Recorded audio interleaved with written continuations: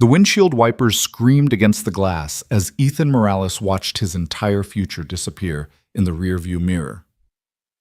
A woman in a $3,000 suit stood ankle-deep in mud beside her stranded Mercedes, and in that split second he made the choice that would cost him everything, or give him everything he never dared to dream of.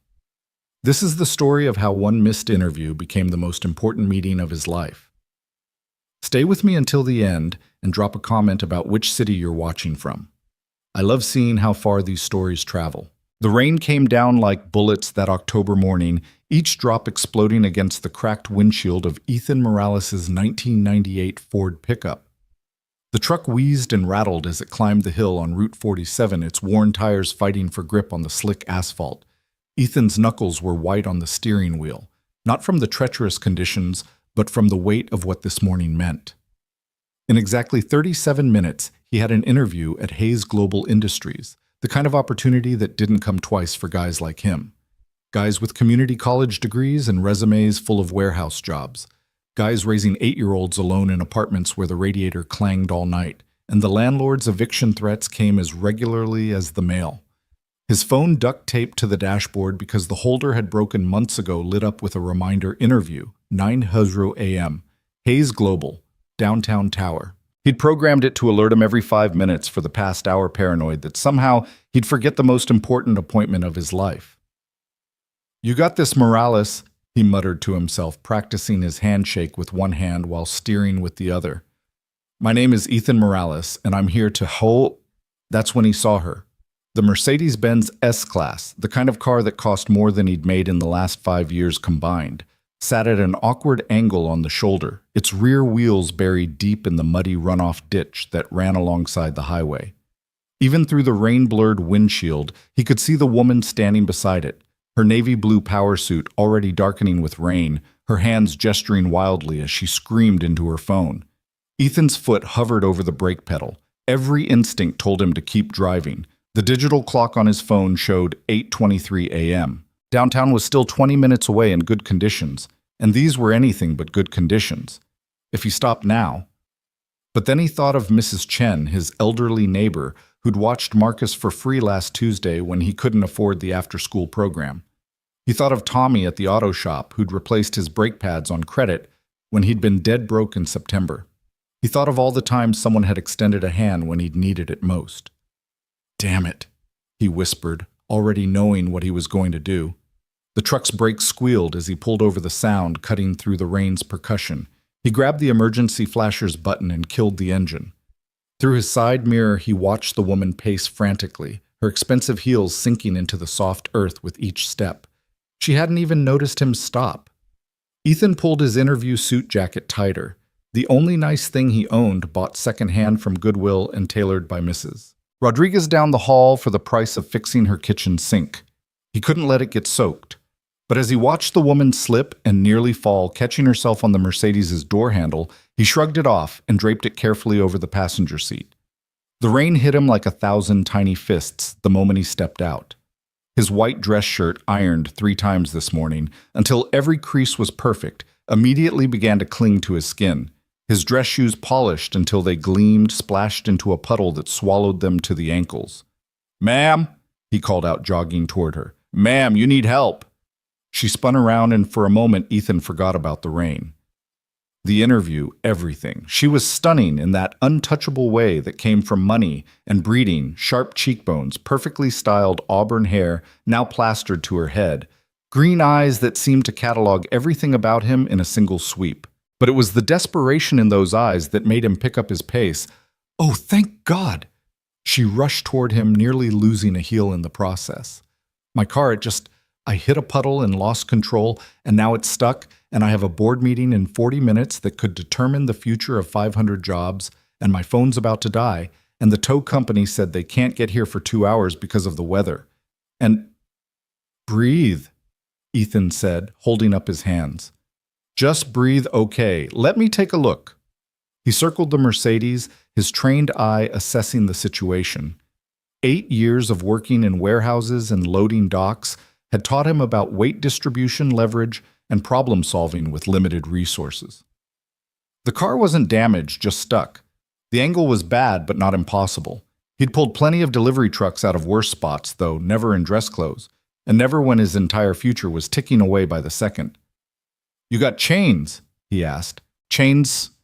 She looked at him like he'd asked if she carried a rocket launcher in her trunk. "Never mind, I've got some in my truck. But listen, I'm going to level with you. This is going to take at least 15, maybe 20 minutes to do right. Your car's in there pretty good." 20 minutes? Her voice cracked. "I can't. This meeting?" Ethan's phone buzzed in his pocket. Another reminder. 8:27 a.m. now. If he left right now, drove like a maniac, maybe found a parking spot quickly, he might still make it. Might. "What about you?" she asked suddenly, seeming to really see him for the first time. The dress shirt, the muddy dress shoes, the way he kept glancing at his phone. "You're clearly heading somewhere important. Job interview?" he said simply, already walking back to his truck. "But you need help now." "Wait," she splashed after him. "A job interview. You're going to miss a job interview to help me." Ethan popped the rusted toolbox in his truck bed and pulled out the heavy chains, testing their strength with practiced hands. "Lady, you said 500 jobs depend on your meeting. Only one depends on mine. The math's pretty simple." He didn't tell her that the one job depending on his interview was the difference between keeping his son in their apartment or moving back to his sister's couch in Detroit. He didn't mention the stack of overdue bills held to his refrigerator with a magnet shaped like a dinosaur that Marcus had made in art class. He didn't explain that he'd spent his last $40 on gas to get to this interview and a new notebook to take notes if they hired him on the spot. "I can't let you do this," she said, but she was already stepping back, letting him work. "Not really your choice," Ethan grunted, sliding under the Mercedes with the chains not caring that the cold mud was soaking through his shirt. "Besides, what kind of person would I be if I left you here?" As he worked securing the chains to the Mercedes's frame, he thought about the practice interviews he'd done with Mrs. Chen, the old HR manager who lived in 3B. She'd made him repeat his answers over and over until they sounded natural. "Tell them about your problem-solving skills," she'd said. "Give them examples of thinking outside the box." Well, he thought grimly, crawling out from under the car covered in mud, this was certainly outside the box. "Okay," he called to the woman who was now huddled under the minimal shelter of a tree, trying futilely to protect her phone from the rain. "When I start pulling, you're going to need to steer. Keep the wheels straight, and when you feel it catch, give it just a little gas. Not too much, or you'll dig in deeper." She nodded, tottering back to the driver's door in her ruined heels. "What's your name?" she called out as he headed to his truck. "Ethan," he replied, not seeing the point in last names. After today, they'd never see each other again. "I'm Alexandra," she said. "And Ethan. Thank you. Whatever happens with your interview, any company would be lucky to have someone like you." He almost laughed at that. Someone like him. She had no idea what someone like him was: a high school graduate who'd gotten his girlfriend pregnant at 19, married her at 20, lost her to a drunk driver at 24, and had been scrambling to hold it together ever since. Someone who read mechanical engineering textbooks from the library at night after Marcus went to bed, dreaming of a degree he'd never afford. Someone who fixed neighbors' cars for grocery money and picked up every extra shift he could get, even if it meant seeing his son only at breakfast and bedtime. The Ford's engine roared to life, and Ethan carefully took up the slack in the chains. The first pull did nothing but spin his wheels. He eased off, let the truck settle, then tried again. This time, he felt the Mercedes shift slightly. "Give it a little gas," he shouted over the rain. The Mercedes's engine purred a smooth, expensive sound that made his truck sound like a dying animal in comparison. Inch by inch, with Ethan's truck straining and smoking, the luxury car began to emerge from the ditch.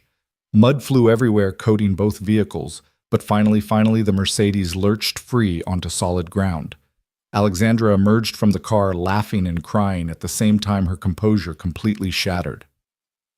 "Oh my God, you did it! You actually did it!"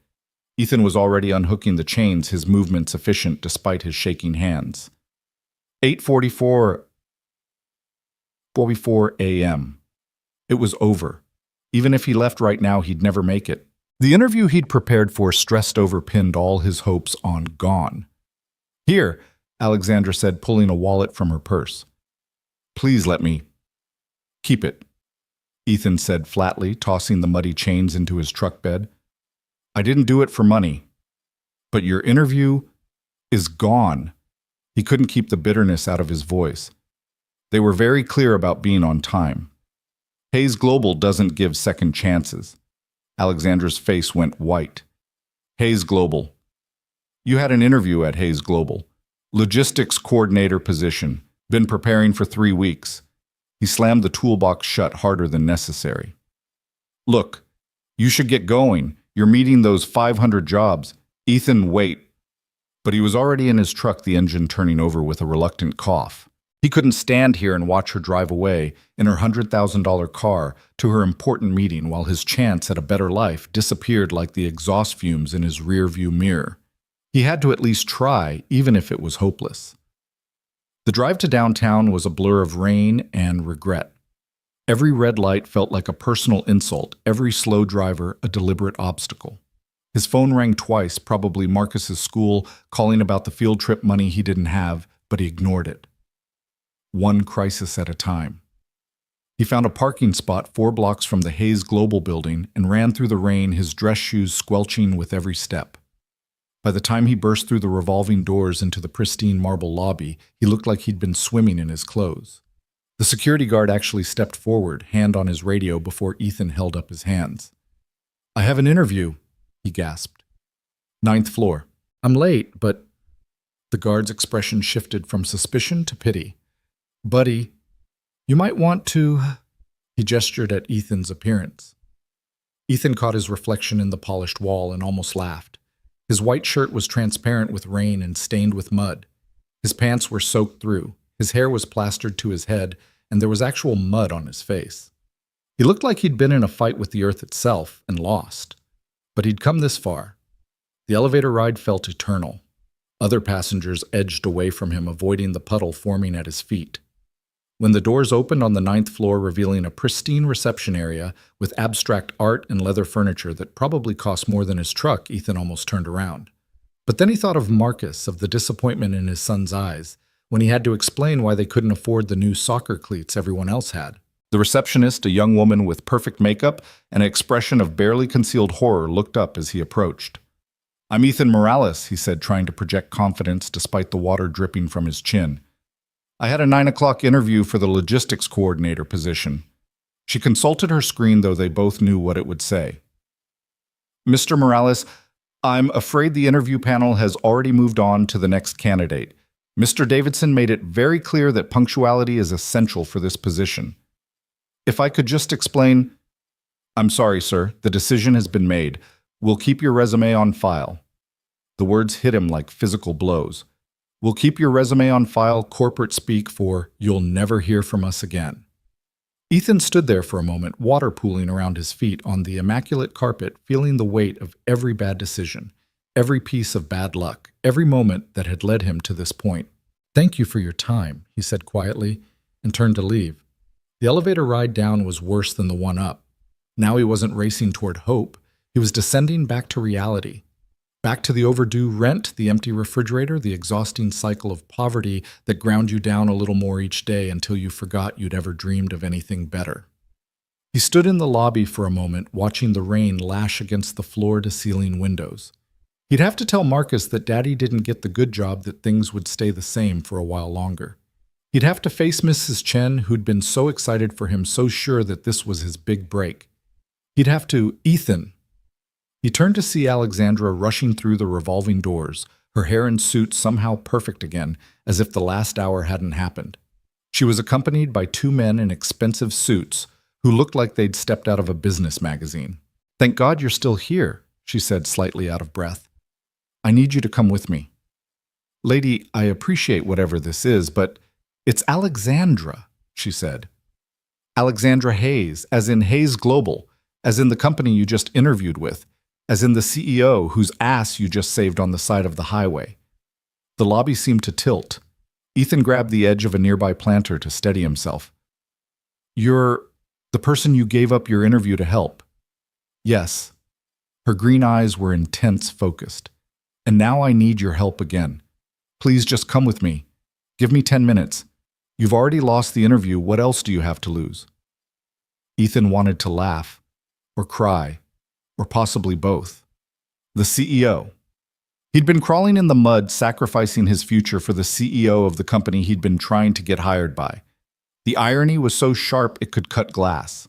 10 minutes, he said, because what else was he going to say? The universe clearly had a sick sense of humor, and he might as well see how the joke ended. Alexandra led him back to the elevators, but this time they went up past the 9th floor, past the 20th, all the way to the 35th, where the doors opened onto a different world. This wasn't cubicles and conference rooms. This was corporate power distilled into glass and chrome. The rain-soaked city spread out below them through windows that seemed to go on forever. "Ma'am?" one of the suited men said nervously. "The situation in the operations center—" "I know, Michael," Alexandra said, never taking her eyes off Ethan. "That's why Mr. Morales is here." She pushed through a set of double doors into chaos. The operations center was a massive room filled with screens showing maps, graphs, numbers scrolling in red. At least 20 people were scattered around, some shouting into phones, others typing furiously at computers. The energy was panic, pure and simple. "Status report," Alexandra barked, and the room seemed to pivot toward her. A harried-looking man with his tie askew rushed over. "It's worse than we thought. The system crash has corrupted the routing algorithms for the entire Northeast distribution network. We've got 800 trucks that don't know where they're supposed to be, 42 ships waiting for loading instructions at various ports, and approximately $18 million in inventory that's effectively lost in the system. Time to fix. The tech team says 72 hours minimum to rebuild the code from backups and re-input all the data manually." "We don't have 72 hours. We don't have 72 minutes. Alexandra turned to Ethan. "You applied for the logistics coordinator position. Your resume says you redesigned the warehouse management system at Conway Shipping, increasing efficiency by 30%. "That was, yeah, but it was a much smaller scale. Can you fix this?" Ethan looked at the screens, his mind automatically cataloging what he was seeing. It was a mess, but it was a familiar kind of mess. Like when the ancient computer system at Conway had crashed during the Christmas rush, and he'd had to route 200 deliveries using paper maps and Excel spreadsheets. "Maybe," he said slowly, "but I'd need to understand your system architecture and whatever you need." Alexandra's voice was steel. "Michael, give him full access. Everyone else you answer to him until this is fixed." "Ma'am," Michael protested, "with all due respect, we don't even know who this person is. He's not an employee. He hasn't been vetted." "This person," Alexandra said coldly, "gave up a job interview to pull me out of a ditch so I could make it here to handle this crisis. That tells me more about his character than any background check. Now give him access or update your resume." Michael paled and gestured to a workstation. "Whatever you need, sir." Ethan sat down at the computer, acutely aware that he was dripping on what was probably a $10,000 chair. The system interface loaded, and he began to navigate through it, his fingers moving almost automatically. It was more complex than Conway's system, but the bones were the same. Logistics was logistics, whether you were moving 10 packages or 10,000. "Okay," he said, pulling up multiple windows. "Your problem isn't actually the routing algorithm. It's the indexing. When the system crashed, it corrupted the location tag, so the algorithm doesn't know where anything is starting from. It's trying to create routes from nowhere to somewhere." "Can you fix it?" Alexandra asked. "Not fix exactly, but I can work around it." He was already typing, falling into the zone he entered when solving complex problems. "If we bypass the automatic routing and create a manual overlay using the last known positions from— do you have GPS data from the trucks themselves?" "Every truck has a transponder," someone called out. "Perfect. Pull that data cross-reference it with the delivery manifests from yesterday. Those should still be clean, and we can triangulate probable routes. It won't be perfect, but it'll get your trucks moving while the tech team rebuilds the system." His fingers flew across the keyboard, writing code, pulling data, building something from nothing. The room had gone quiet except for the clicking of keys and the occasional directive from Ethan.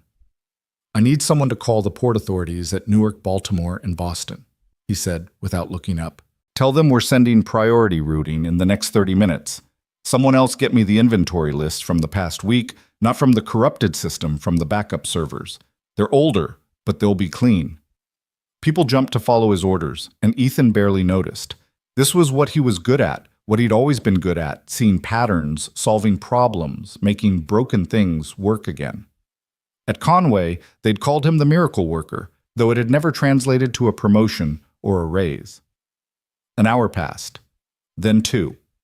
At some point, someone put a cup of coffee at his elbow, and he drank it without tasting it. Alexandra stood behind him, watching silently as he rebuilt their entire distribution network from scratch, using duct tape and creativity where million-dollar systems had failed. "There," he said, finally hitting enter on the last command. "Check the boards." Everyone turned to the main screens. The red numbers flickered, held, then began to turn green. One by one, like dominoes falling in reverse, the system came back online. Trucks began moving on the digital map. Ships showed cargo loading. The hemorrhaging of money slowed, stopped, then reversed. The room erupted in cheers. People were hugging, crying, slapping Ethan on the back. Someone mentioned that he'd just saved the company millions, possibly tens of millions. But Ethan barely heard them. He was exhausted, soaked, and suddenly very aware that he was sitting in the executive operations center of a Fortune 500 company, looking like he'd been mud wrestling. "Everyone out," Alexandra said suddenly, and her tone brooked no argument. "Michael, implement Mr. Morales' solution and monitor for any issues. I need the room." The space emptied in seconds, leaving just Ethan and Alexandra. She walked to the window, looking out at the city below, where the rain was finally beginning to lighten. "Do you know what would have happened if I'd missed that board meeting?" she asked quietly. "You said 500 jobs. Conservative estimate. We're in the middle of a hostile takeover attempt. The board was voting on whether to accept a buyout offer from Kronos Corporation. If I hadn't been there to present the alternative strategy to show them the numbers," she turned to face him, "Kronos would have gutted this company. They'd have kept the name, the contracts, but they'd have outsourced everything. Thousands of jobs gone. Entire communities that depend on our distribution centers destroyed." "But you made it," Ethan said, "because you stopped. In the rain late for your own interview, you stopped." She walked back to him, her heels clicking on the polished floor. "Do you know what the interview was for the logistics coordinator position? Entry-level management, decent pay benefits, a chance to move up. The person we hired instead of you. He showed up on time, gave perfect answers, had an MBA from Wharton." She smiled slightly. "He wouldn't have known where to start with the crisis you just solved. He wouldn't have stopped to help someone on the side of the road. He would have been perfectly punctual and perfectly useless." Ethan didn't know what to say to that, so he said nothing. "I'm offering you a job," Alexandra said. "Not logistics coordinator, senior director of emergency operations. You'll be responsible for crisis management system redundancy and solving the problems that shouldn't exist but do anyway. I don't have an MBA. I don't even have a bachelor's degree. You have something better. You have the ability to see solutions where others see disasters. You have the character to sacrifice your own opportunities to help others. And you have the skill to back it all up." She named a salary that made Ethan's knees weak, plus full benefit signing bonus, and will pay for you to get whatever degrees you want while you work. Ethan thought of Marcus of the apartment with the clanging radiator of all the nights he'd fallen asleep over library textbooks dreaming of a chance like this.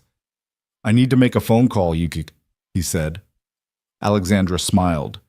"Use my office. Second door on the right. Take all the time you need." The office was bigger than his entire apartment, with a view that seemed to encompass the entire world. Ethan pulled out his phone, still working miraculously, and dialed his sister's number. "Maria." "Yeah, it's me. I need you to pick up Marcus from school today. No, everything's fine. Everything's perfect. I'll explain later. Just tell him Daddy got the job. A better job than we ever imagined." He ended the call and stood there for a moment, looking out at the city that had seemed so imposing this morning. The rain had stopped completely now, and sunlight was breaking through the clouds, turning the wet streets into rivers of gold. His phone buzzed. A text from an unknown number, cars being detailed to remove the mud. Least I can do. Also, there's a company card waiting for you at reception. Buy yourself some new interview clothes. You start Monday. AH. Ethan laughed. Really laughed for the first time in months. This morning he'd thought missing that interview would be the end of everything. Instead, it had been the beginning. Sometimes the worst storms, the ones that threaten to destroy everything you've built, are really just clearing the path for something better. He walked back into the operations center where Alexandra was waiting with a contract and a pen. "Ready to change your life?" she asked. "Already did," Ethan said, taking the pen.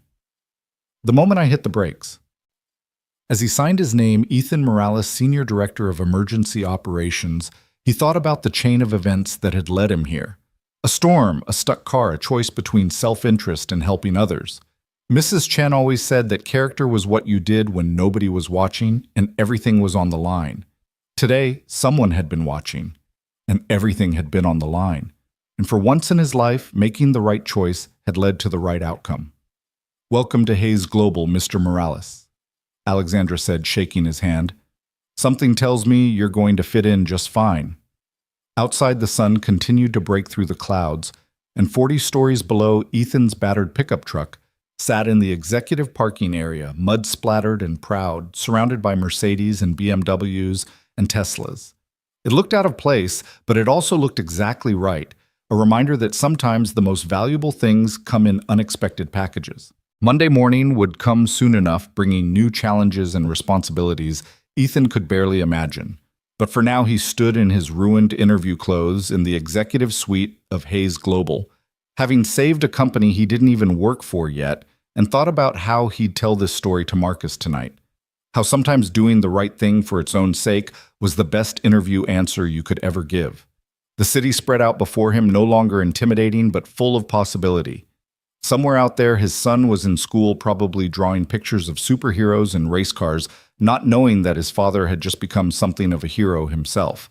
Not the kind with a cape or superpowers, but the kind who stopped in the rain to help a stranger and changed the course of multiple lives in the process. Ethan Morales, Senior Director.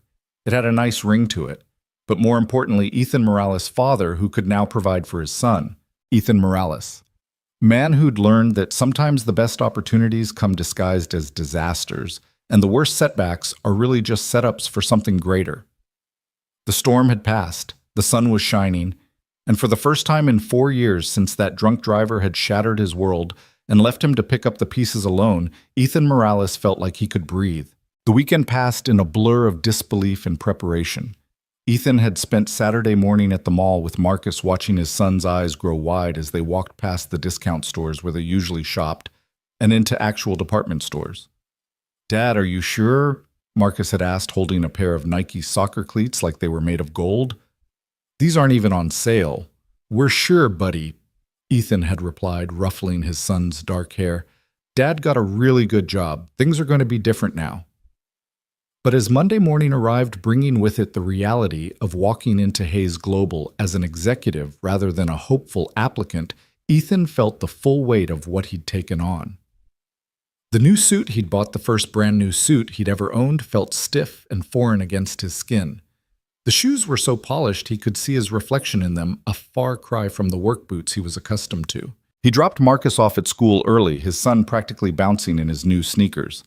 "Tell everyone my dad's a director now," Marcus had shouted as he ran toward the building, his Batman backpack bouncing against his shoulders.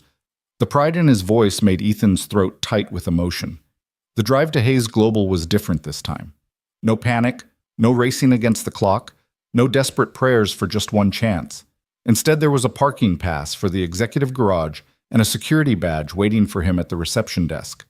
The same receptionist who'd turned him away on Friday now smiled warmly and called him Mr. Morales as she handed over his credentials. "Ms. Hayes asked me to tell you she'll meet you in your office at 9, she said.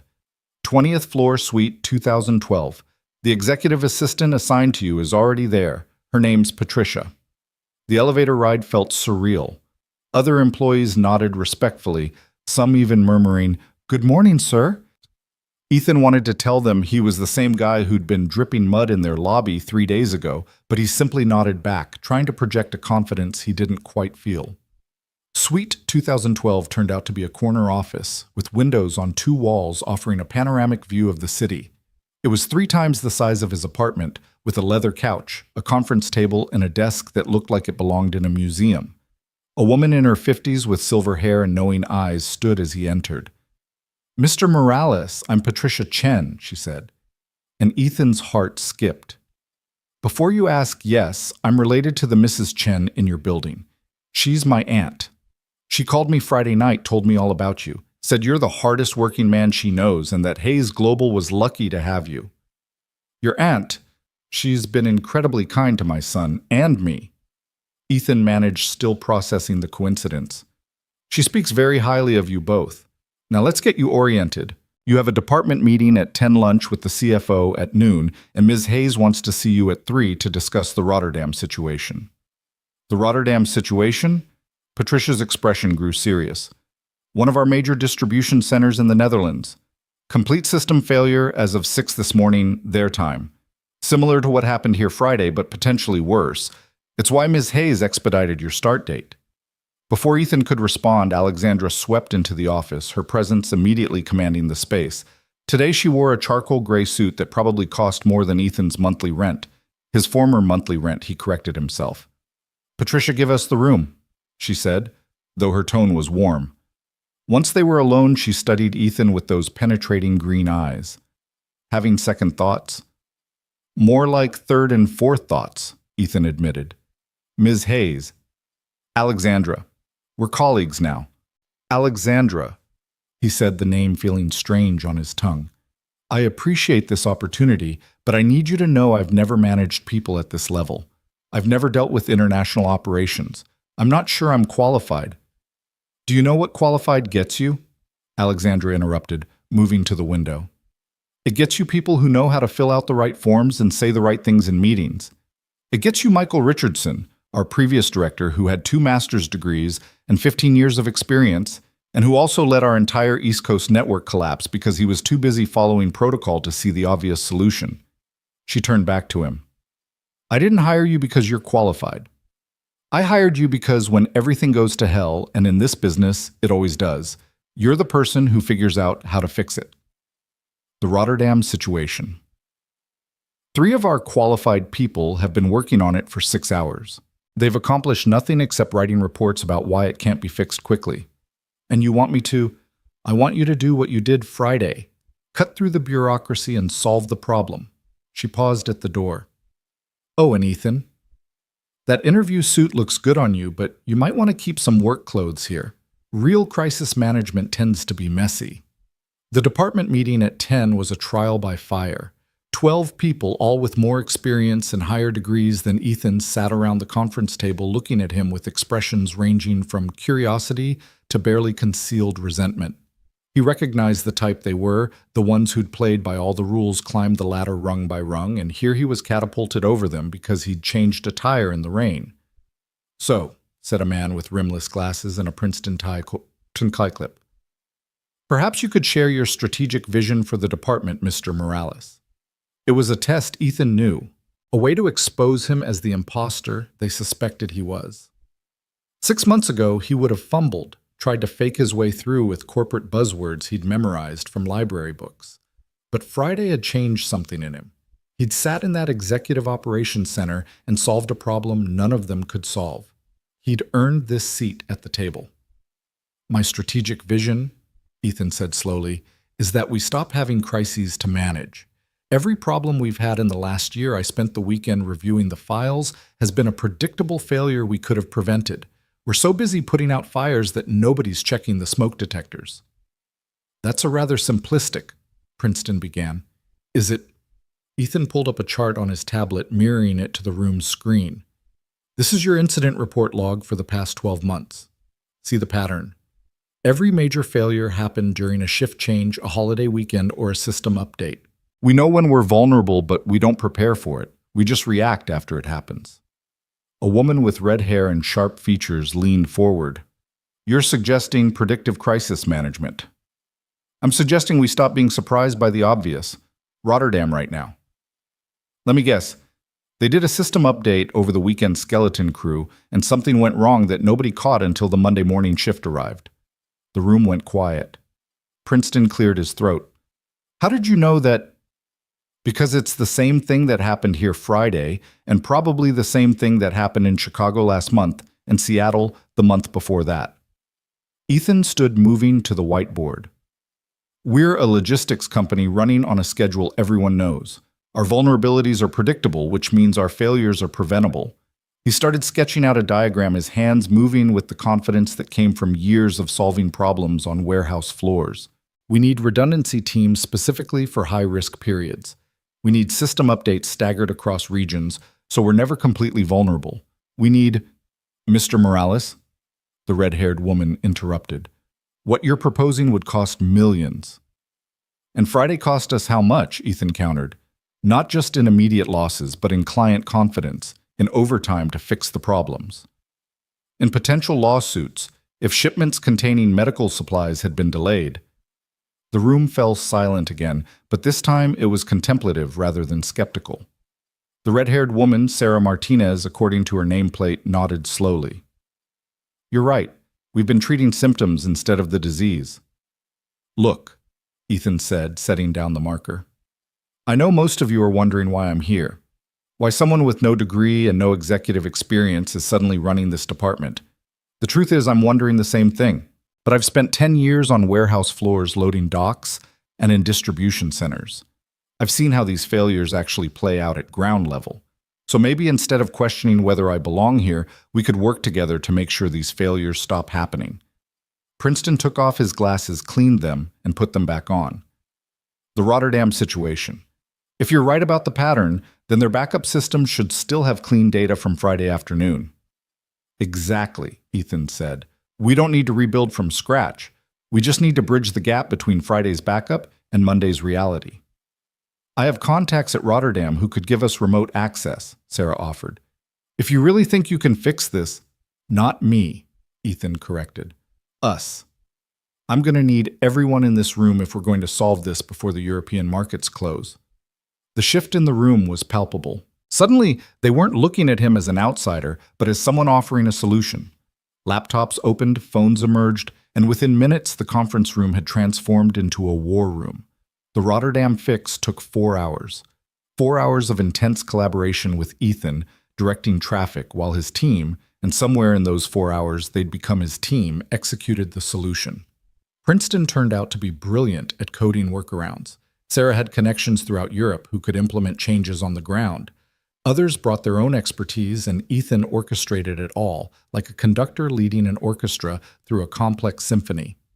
When the Rotterdam Distribution Center came back online at 2:47 p.m., their time just minutes before the market closed, the conference room erupted in exhausted celebration.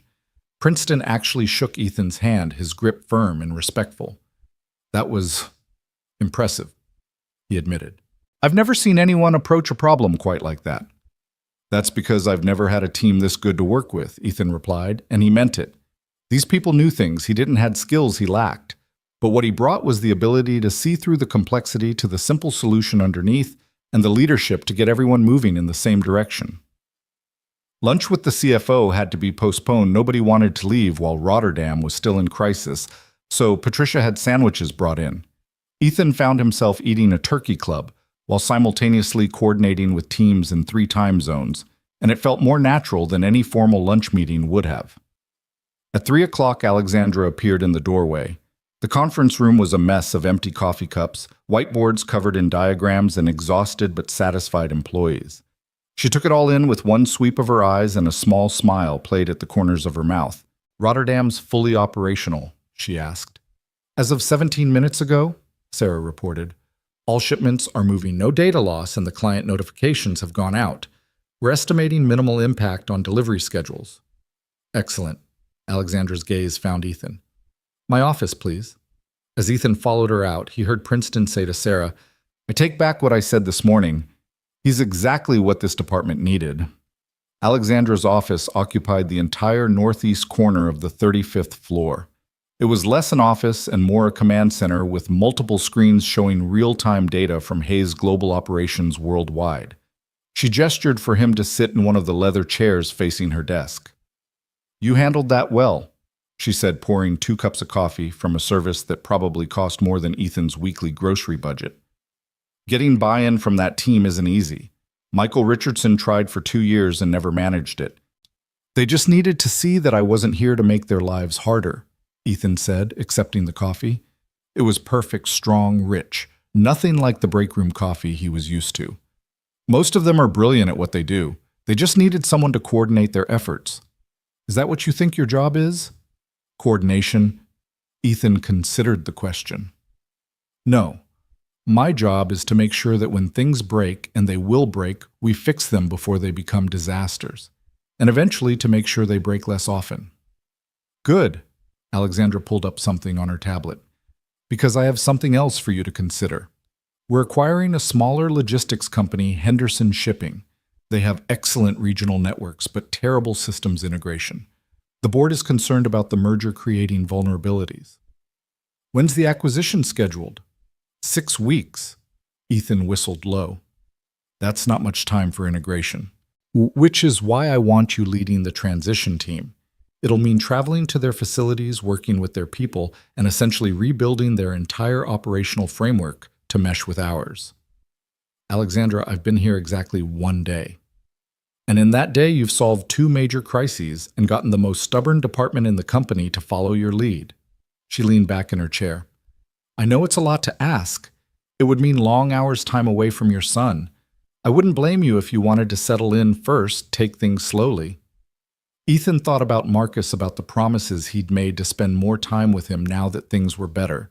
But he also thought about proving himself, about securing their future, about showing everyone, including himself, that he deserved this chance. Can I bring my son with me sometimes, when the travel is on weekends? Alexandra's expression softened. Ethan, you're an executive now. You set your own schedule within reason. If you need to bring your son, bring him. If you need to work from home some days, do it. I hired you for your ability to solve problems, not to warm a chair for a set number of hours. Then yes, I'll lead the transition team. Excellent. Patricia will have the files sent to your office. Oh, and Ethan. She pulled out a black credit card and slid it across the desk. Corporate card. For travel client dinners and anything else you need for the job. Don't be shy about using it. It's a tool, not a perk. The weight of the card in his hand felt significant, like holding a key to a door he'd never thought he'd be allowed to open. Thank you for all of this. For taking a chance on... Stop, Alexandra interrupted. I'm not taking a chance. I'm making a strategic decision based on demonstrated performance. You saved this company millions of dollars before you even officially worked here. You've proven yourself. Now stop being grateful and start being the executive I hired you to be. As Ethan stood to leave, she added, Your son, Marcus Wright, 8 years old. Yes, how did you take? Patricia's thorough. Alexandra smiled. The company has a family day next month. Bring him. Let him see where his father works, what you've accomplished. Children should be proud of their parents. The rest of the afternoon was a whirlwind of meetings, introductions, and information absorption. Ethan met with IT to understand the system's architecture, with legal to grasp the implications of the Henderson acquisition, with operations to learn the global network he was now responsible for protecting. His brain felt like it might explode from information overload, but he took careful notes, asked questions, and slowly began to see the full picture of Hayes Global's massive operation. By 6 o'clock, the office had begun to empty, but Ethan remained at his desk studying the Henderson files. Their system was a mess, outdated software, no standardization across facilities, and critical vulnerabilities that made Friday's crisis look minor by comparison. It would take a miracle to integrate them smoothly in 6 weeks. You planning to sleep here? He looked up to find Sarah Martinez in his doorway, her jacket over her arm. Just trying to understand what we're up against with Henderson, he said, rubbing his eyes. Word of advice. She came in and perched on the edge of his desk, a familiarity that suggested acceptance. Don't try to learn everything in 1 day. Michael Richardson tried that. Burned out in 6 months, started making mistakes, and eventually created more problems than he solved. Is that what happened to him? Alexandra mentioned he let the East Coast network collapse. Sarah nodded. He was so overwhelmed by trying to know everything that he couldn't see the obvious solution right in front of him. Don't make the same mistake. You've got good instincts, trust them. Thanks, and Sarah. Thanks for backing me up in there today with Princeton and the others. You earned it. She stood to go, then paused. You know, when we heard Alexandra had hired someone off the street, literally, we all thought she'd lost her mind. But seeing you work today, you think differently than the rest of us. You see solutions we miss because we're too educated to recognize simple fixes. Don't lose that. After she left, Ethan packed up his things, still marveling at the fact that he had an office to pack up from. As he walked to the elevator, he passed the night cleaning crew beginning their work. One of them, an older Hispanic man, looked familiar. "Carlos?" Ethan said, recognizing him from Conway Shipping. "Carlos Mendoza." The man's face lit up. "Ethan, Chaos is a key. What are you doing here in a suit?" "I work here now. Started today." Carlos whistled appreciatively. "Moving up in the world, huh? Good for you, man. You always were too smart for that warehouse." They chatted for a few minutes, and Ethan made a mental note to find out more about the night crew's working conditions. These were the people who kept the building running, who made it possible for executives to walk into clean offices every morning. They deserved respect and fair treatment. The drive home felt different than any commute he'd ever had. He wasn't exhausted from physical labor, but his mind was spinning with possibilities, problems, and solutions. The radio played something about market volatility, and for the first time, Ethan understood how that might affect Hayes Global's shipping volumes. Marcus was at Mrs. Chen's apartment when he arrived doing homework at her kitchen table while she cooked something that smelled amazing. "Daddy!" Marcus jumped up, running to hug him. "Mrs. Chen's teaching me to make dumplings, and she said her niece works at your new company." "That's right, buddy. Small world, isn't it?" Ethan accepted a cup of tea from Mrs. Chen, who was beaming with pride. "Patricia called me," she said quietly, while Marcus went back to his homework.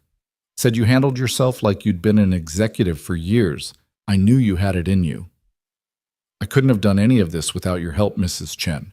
All those practice interviews watching Marcus when I couldn't afford daycare." "Family helps family," she said firmly, "and you've been family since the day you fixed my sink and refused to take payment." They ate dinner together. Mrs. Chen insisted, and Marcus chattered about his day, about how he'd told everyone his dad was a director at a big company, about how Jimmy Valdez didn't believe him until the teacher confirmed it was true. The pride in his voice made every challenge of the day worth it. Later, after they'd returned to their own apartment and Marcus was asleep, Ethan sat at their small kitchen table with his laptop continuing to study the Henderson files. The radiator clanged its familiar rhythm, but now instead of being a reminder of poverty, it was a metronome marking his progress from where he'd been to where he was going. His phone buzzed with a text from an unknown number. When he opened it, he found a photo of the muddy Mercedes from Friday, now gleaming in what looked like a high-end auto shop.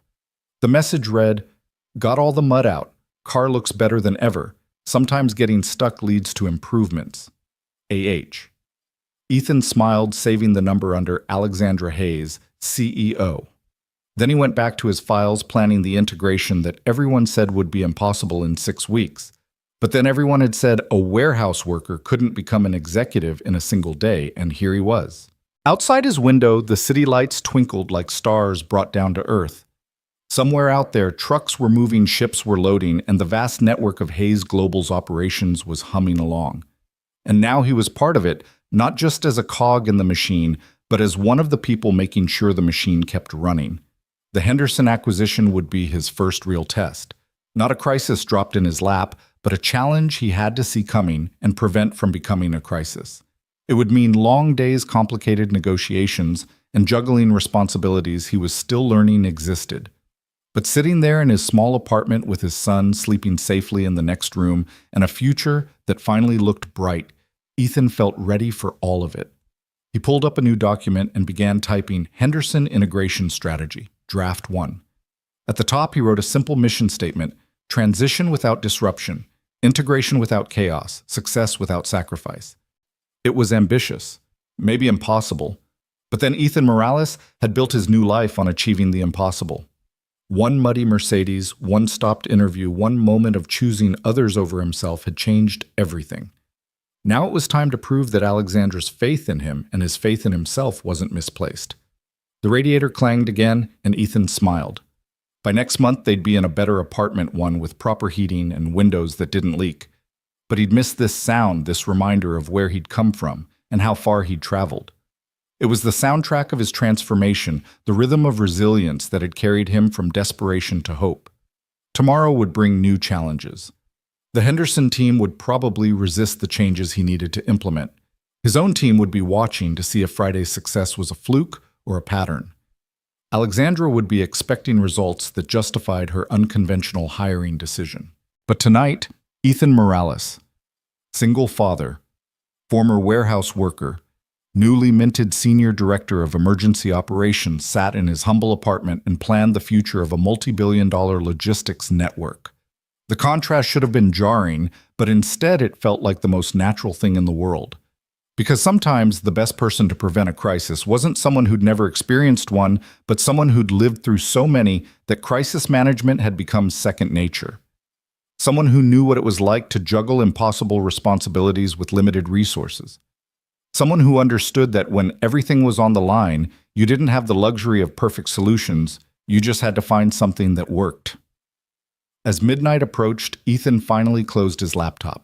Tomorrow would come soon enough, bringing with it the weight of executive responsibility. But he'd carried heavier weights, the weight of grief, of single parenthood, of dreams deferred but not destroyed. This was just a different kind of load, and he'd learned long ago how to bear what needed bearing. He checked on Marcus one more time, watching his son sleep peacefully, unaware that his life had fundamentally changed. The soccer cleats sat by his bed, still pristine and new. Soon, Ethan thought those shoes would be scuffed and muddy from actual playing, not just dreaming. Soon, Marcus would have the chances Ethan had never had. That was worth any amount of pressure, any number of sleepless nights studying integration strategies and crisis protocols. That was worth proving himself over and over again until even Princeton, with his tie clip, would admit that Ethan Morales belonged in that conference room, in that office, in that life. The storm that had brought Alexandra Hayes into his life had passed, but Ethan knew there would be other storms. Corporate storms, strategic storms, the storms that came with trying to merge two incompatible systems into one functional whole. But he'd weathered worse storms than anything the business world could throw at him. And this time, he had better tools than just determination and duct tape. He had a team, resources, and the backing of a CEO who'd seen something in him that he was only beginning to see in himself. He had Patricia Chen, who would keep him organized, and Sarah Martinez, who would keep him grounded. He had the respect earned from solving impossible problems and the authority to prevent those problems from recurring. Most importantly, he had the knowledge that he'd already survived the worst day of his professional life, showing up late, muddy, and hopeless to a lost opportunity, and it had transformed into the best day. If he could turn that disaster into triumph, he could handle whatever came next. The alarm went off at 4:30 a.m., but Ethan was already awake, laptop open on the kitchen table, surrounded by coffee cups and integration charts. He'd discovered something in the Henderson files that had kept him up most of the night. Not a problem, but an opportunity so significant it could change the entire acquisition strategy. Henderson Shipping, for all its technical failures, had something Hayes Global desperately needed: contracts with small rural hospitals throughout the Midwest. Medical supply routes that the bigger company had deemed too costly to pursue, but which Henderson had been servicing for decades. If integrated properly, these routes could open an entirely new market sector. "Dad?" Marcus stood in the doorway, rubbing sleepy eyes. "Why are you up so early?" "Sorry, buddy, did I wake you?" Ethan closed the laptop and pulled his son onto his lap. "Just doing some homework for work." "Grown-ups don't have homework," Marcus said with the certainty only an 8-year-old could muster. "This grown-up does. Every day I'm learning something new." He ruffled Marcus's hair. "Go back to bed. We've got 2 more hours before school." But Marcus snuggled closer instead. "Is your new job hard?" "Sometimes. But you know what makes it easier? Knowing I'm doing it for us, for our future." "Mom would be proud of you," Marcus said quietly, and Ethan's heart clenched. The boy rarely mentioned his mother anymore, as if speaking about her might make the loss fresh again. "She would be proud of both of us," Ethan whispered, holding his son tighter. After Marcus went back to bed, Ethan showered and dressed in his second new suit, still marveling at how different he looked in the mirror.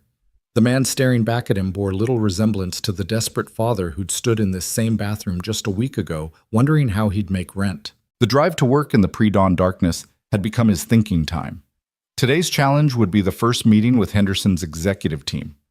They were flying in from Cincinnati, defensive and worried about their jobs, their autonomy, their company's identity being swallowed by the Hayes Global machine. Ethan had seen it before on a smaller scale, the fear that came with change, the resistance that could sabotage even the best-intentioned integration. He arrived at the office before 6, finding only the night security and cleaning crew still there. Carlos was emptying trash bins in the executive conference room. "Morning, Carlos," Ethan said, setting down his briefcase. "How's your daughter? Still at community college?"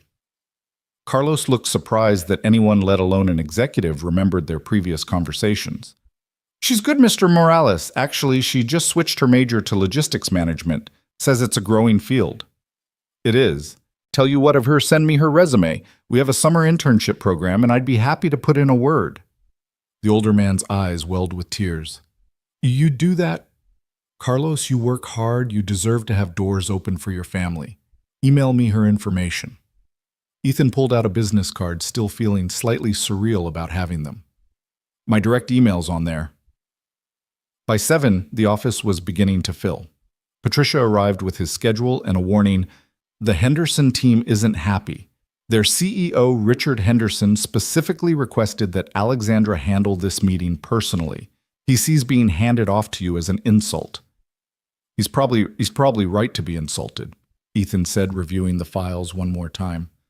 His company's being absorbed by a competitor, and instead of the CEO, he gets the new guy who nobody's heard of. I'd be angry too. "So, how are you going to handle it?" Ethan thought about all the times he'd been dismissed, overlooked, judged before being given a chance to prove himself. By showing him something he doesn't expect. The Henderson team arrived at 9 sharp 5 executives in identical Navy suits, moving like a defensive unit with Richard Henderson at the center. Henderson himself was in his 60s, silver-haired and stern-faced, with the bearing of someone who'd built his company from nothing and was watching it slip away. The Hayes Global team assembled in the main conference room: Ethan, Sarah Princeton, and 3 others from various departments. Alexandra made a brief appearance to welcome everyone, then departed with a meaningful look at Ethan that said, "This is your show." "Gentleman, lady," Henderson began before Ethan could speak, nodding to his one female executive. "Let me be clear. We're here because we have no choice. The board voted to accept your offer. But I'll be damned if I'll let you destroy what we've built over 40 years. "Good," Ethan said, and the room went silent. "That's exactly the attitude I want." Henderson blinked. "Excuse me. Mr. Henderson, I've spent the last 72 hours studying your company. You've built something remarkable. Routes nobody else would take, relationships with communities everyone else ignored, loyalty from drivers who've been with you for decades. I'm not here to destroy that. I'm here to make sure we don't." Ethan pulled up a presentation on the screen, but instead of the corporate PowerPoint, everyone expected it was a hand-drawn map, the kind Ethan used to sketch on warehouse walls. "This is your network," he said, pointing to the sprawling web of routes. "And this is ours." A second map appeared. "Look at the overlap, or rather, look at the lack of overlap. You go where we don't. You serve people we can't reach. You know what that makes you." "A redundancy," Henderson's CFO said bitterly. "Essential," Ethan corrected. "You're not being absorbed because you're failing. You're being integrated because you have something we need: access to markets we've been trying to crack for years." He clicked to the next slide, the rural hospital contracts he'd discovered during his late-night research. "These medical supply routes, you're barely breaking even on them, right?" Henderson nodded slowly. "It's a service we provide to the communities. My father started the company in one of those towns. We don't abandon our roots. And Hayes Global has the infrastructure to make those routes profitable without cutting service. Our volume discounts your relationships. We can maintain your commitment to those communities while actually making money doing it." "You're talking about keeping our roots intact." Henderson's operations director leaned forward. "I'm talking about expanding them. With Hayes Global's resources and your ground knowledge, we could have medical supply coverage for every rural hospital in the Midwest within 18 months. The room's energy shifted. Ethan could feel it the moment when defensiveness began to crack and curiosity crept in. "What about our people?" Henderson asked. "I've got drivers who've been with me 20 years, dispatchers who know every back road in Ohio. They're not just employees, they're family." This was the crucial moment. Ethan had anticipated this question, had thought about it while watching Marcus sleep, remembering his own fear of being expendable. Mr. Henderson, last Friday, I was unemployed. A single father with no degree, no connections, and no prospects. I got this job because I stopped to help someone in the rain, even though it cost me an interview. Alexandra Hayes hired me, not despite that choice, but because of it. She understood that the best business decisions aren't always about the bottom line, they're about people. He stood moving to the window that overlooked the city. Your drivers know things our algorithms never will. Which roads flood in spring, which hospitals have loading dock issues, which dispatchers at which facilities are helpful versus obstructive. That knowledge is invaluable. We'd be idiots to lose it. So you're saying no layoffs? Henderson's HR director asked. I'm saying we evaluate based on performance and need not on which logo is on the paycheck. Some redundancies are inevitable when you merge two companies, but anyone who's doing their job well and wants to stay will have a place. That's not just my promise, that's Alexandra Hayes' direct instruction. Princeton cleared his throat. Ethan, the integration timeline will be challenging, Ethan finished, which is why I'm proposing something unconventional. Instead of us imposing our systems on Henderson, we run parallel operations for the first month, learn from each other, find out what works best from both companies before we integrate. That would be expensive, Sarah pointed out, though her tone suggested she wasn't entirely opposed. Not as expensive as a failed integration, not as expensive as losing 40 years of community relationships and driver knowledge. Ethan turned back to Henderson. I'm not asking you to trust me. I'm asking you to work with me. Show us what you do better than anyone else, and we'll give you the resources to do it even better. Henderson was quiet for a long moment, studying Ethan with eyes that had seen plenty of corporate promises broken. You said you were unemployed last Friday. What were you before that? Warehouse supervisor at Conway Shipping. Before that, loading dock at Peterson Freight. Before that, anywhere that would hire a 24-year-old widower with a baby and a high school diploma. You came up from the floor, Henderson said, and it wasn't a question. Every rung of the ladder. I've driven trucks loaded cargo, dealt with angry customers at 3 a.m. I know what it's like to have some executive who's never done the job tell you how to do it better. Henderson's weathered face cracked into the first smile since he'd arrived. 30 years ago I was driving one of my own trucks, got stuck in a snowstorm outside of Indianapolis, thought I was going to lose my whole load of medical supplies. Another driver stopped, helped me get unstuck, followed me to make sure I made my delivery. That driver worked for Hayes Global. The room went still. I never forgot that, Henderson continued. When Hayes made their first acquisition offer 5 years ago, I said no, partly because I remembered that driver, and I couldn't believe the same company that employed him would honor what we'd built. But maybe I was wrong about that. The rest of the meeting transformed from negotiation to collaboration. Henderson's team began sharing their challenges, outdated software maintenance costs on an aging fleet, difficulty competing with larger companies for contracts. Ethan's team responded with solutions, resources, possibilities. By lunch, they'd sketched out a preliminary integration plan that preserved Henderson's core identity while leveraging Hayes Global's infrastructure. Alexandra appeared as the meeting was concluding, having somehow timed her arrival perfectly. Mr. Henderson, I trust Ethan has addressed your concerns. He has, Henderson said, shaking Ethan's hand with a grip that spoke of years of manual labor. You've got a good man here, Ms. Hayes. Don't let the suits ruin him. I have no intention of that, Alexandra replied. In fact, I'm hoping he ruins a few suits himself. The corporate world could use more people who understand what actually happens on the ground. After the Henderson team left for their hotel, Alexandra asked Ethan to walk with her. They ended up on the building's roof garden, 35 floors above the city, where the October wind carried hints of winter. You handled that brilliantly, she said, looking out over the skyline.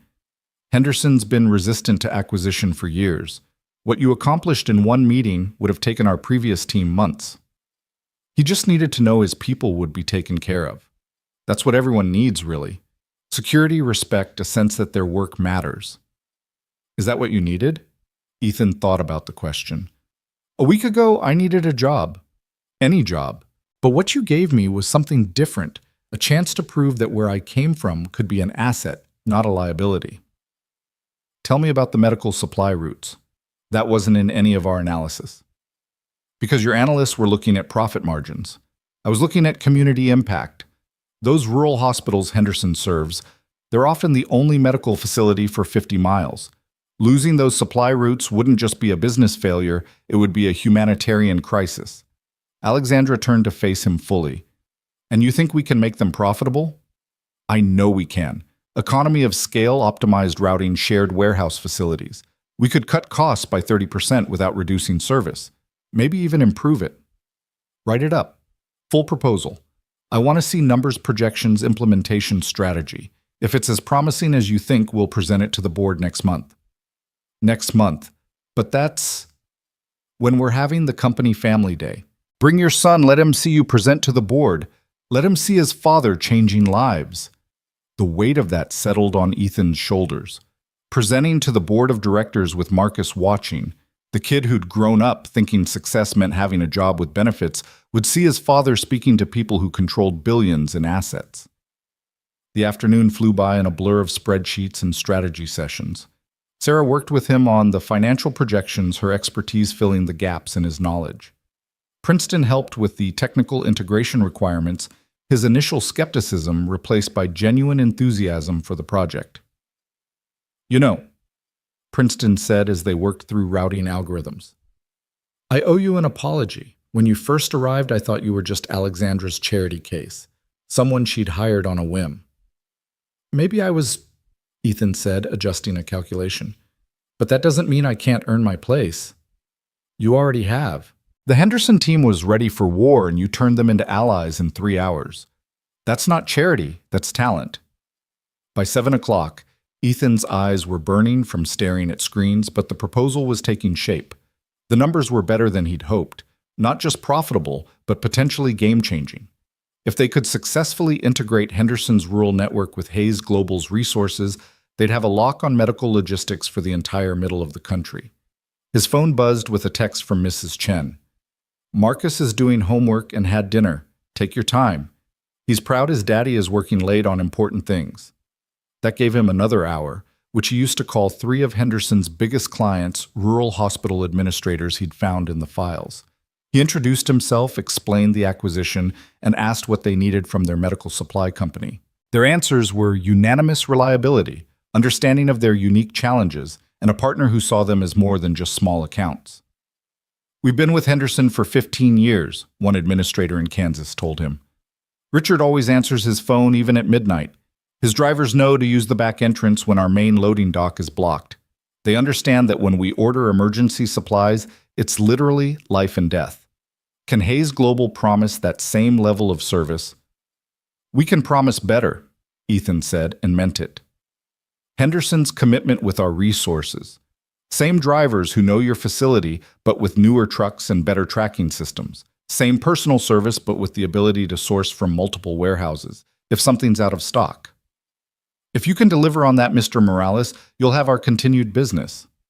After the calls, Ethan sat back in his chair looking out at the city lights. A week ago, he'd been nobody, another invisible worker, struggling to make ends meet.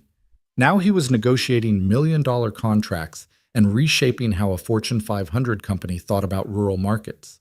The transformation was dizzying, but underneath it all, he was still the same person, someone who solved problems, who saw opportunities others missed, who understood that business was ultimately about people.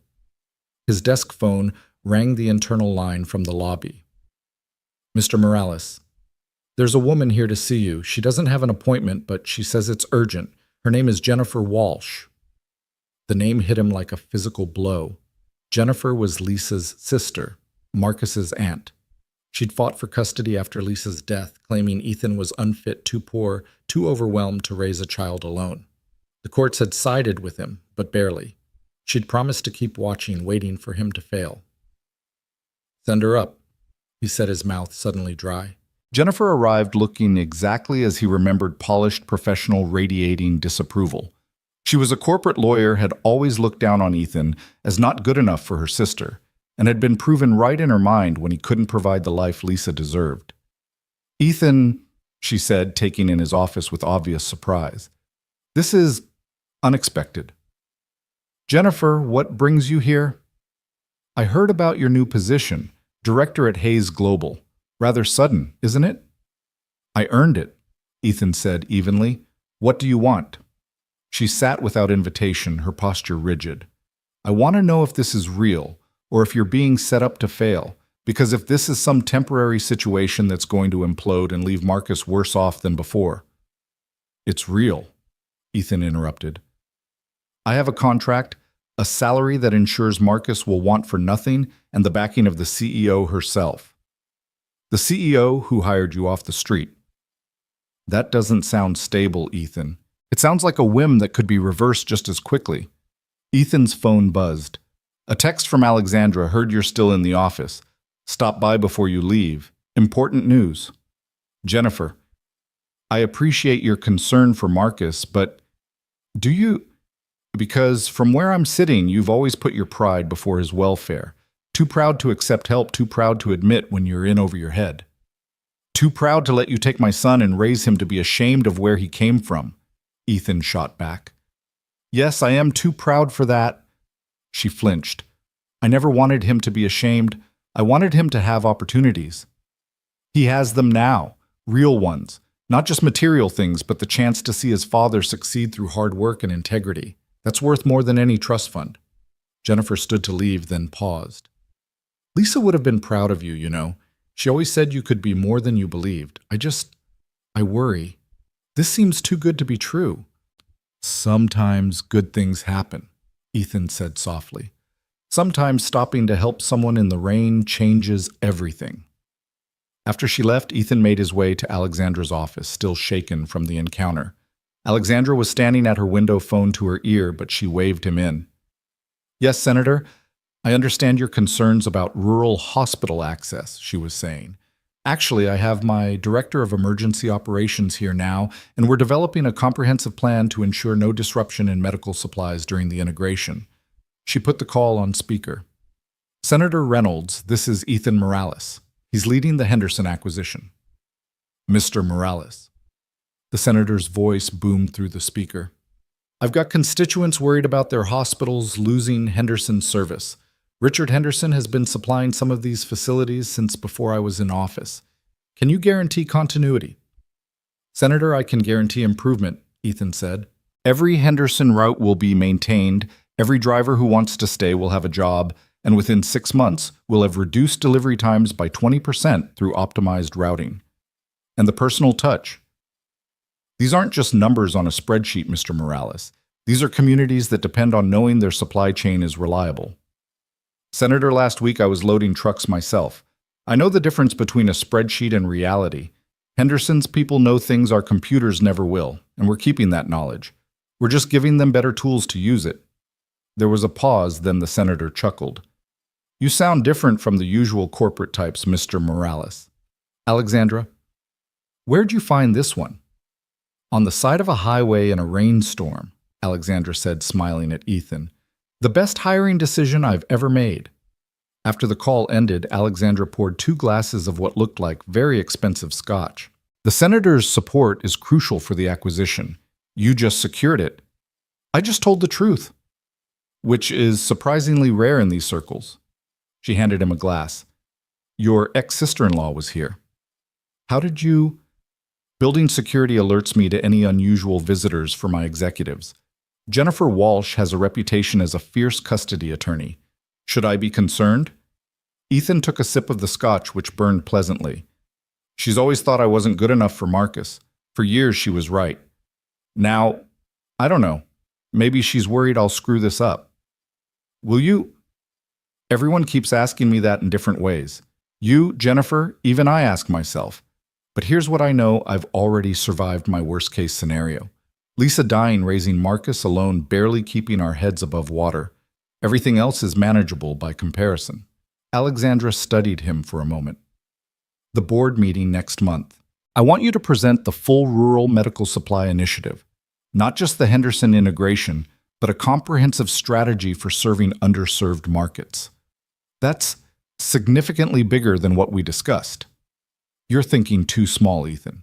You see the opportunity with Henderson, but there are a dozen other small regional carriers with similar profiles. If we can prove the model with Henderson, we could revolutionize medical logistics for rural America. The scope of it was staggering. Ethan set down his glass, his mind already racing through possibilities. We'd need a dedicated division, specialized training for urban drivers not familiar with rural routes, partnerships with local medical facilities. See, you're already solving it. Alexandra moved to her desk, pulling up something on her computer. I'm promoting Sarah Martinez to deputy director under you.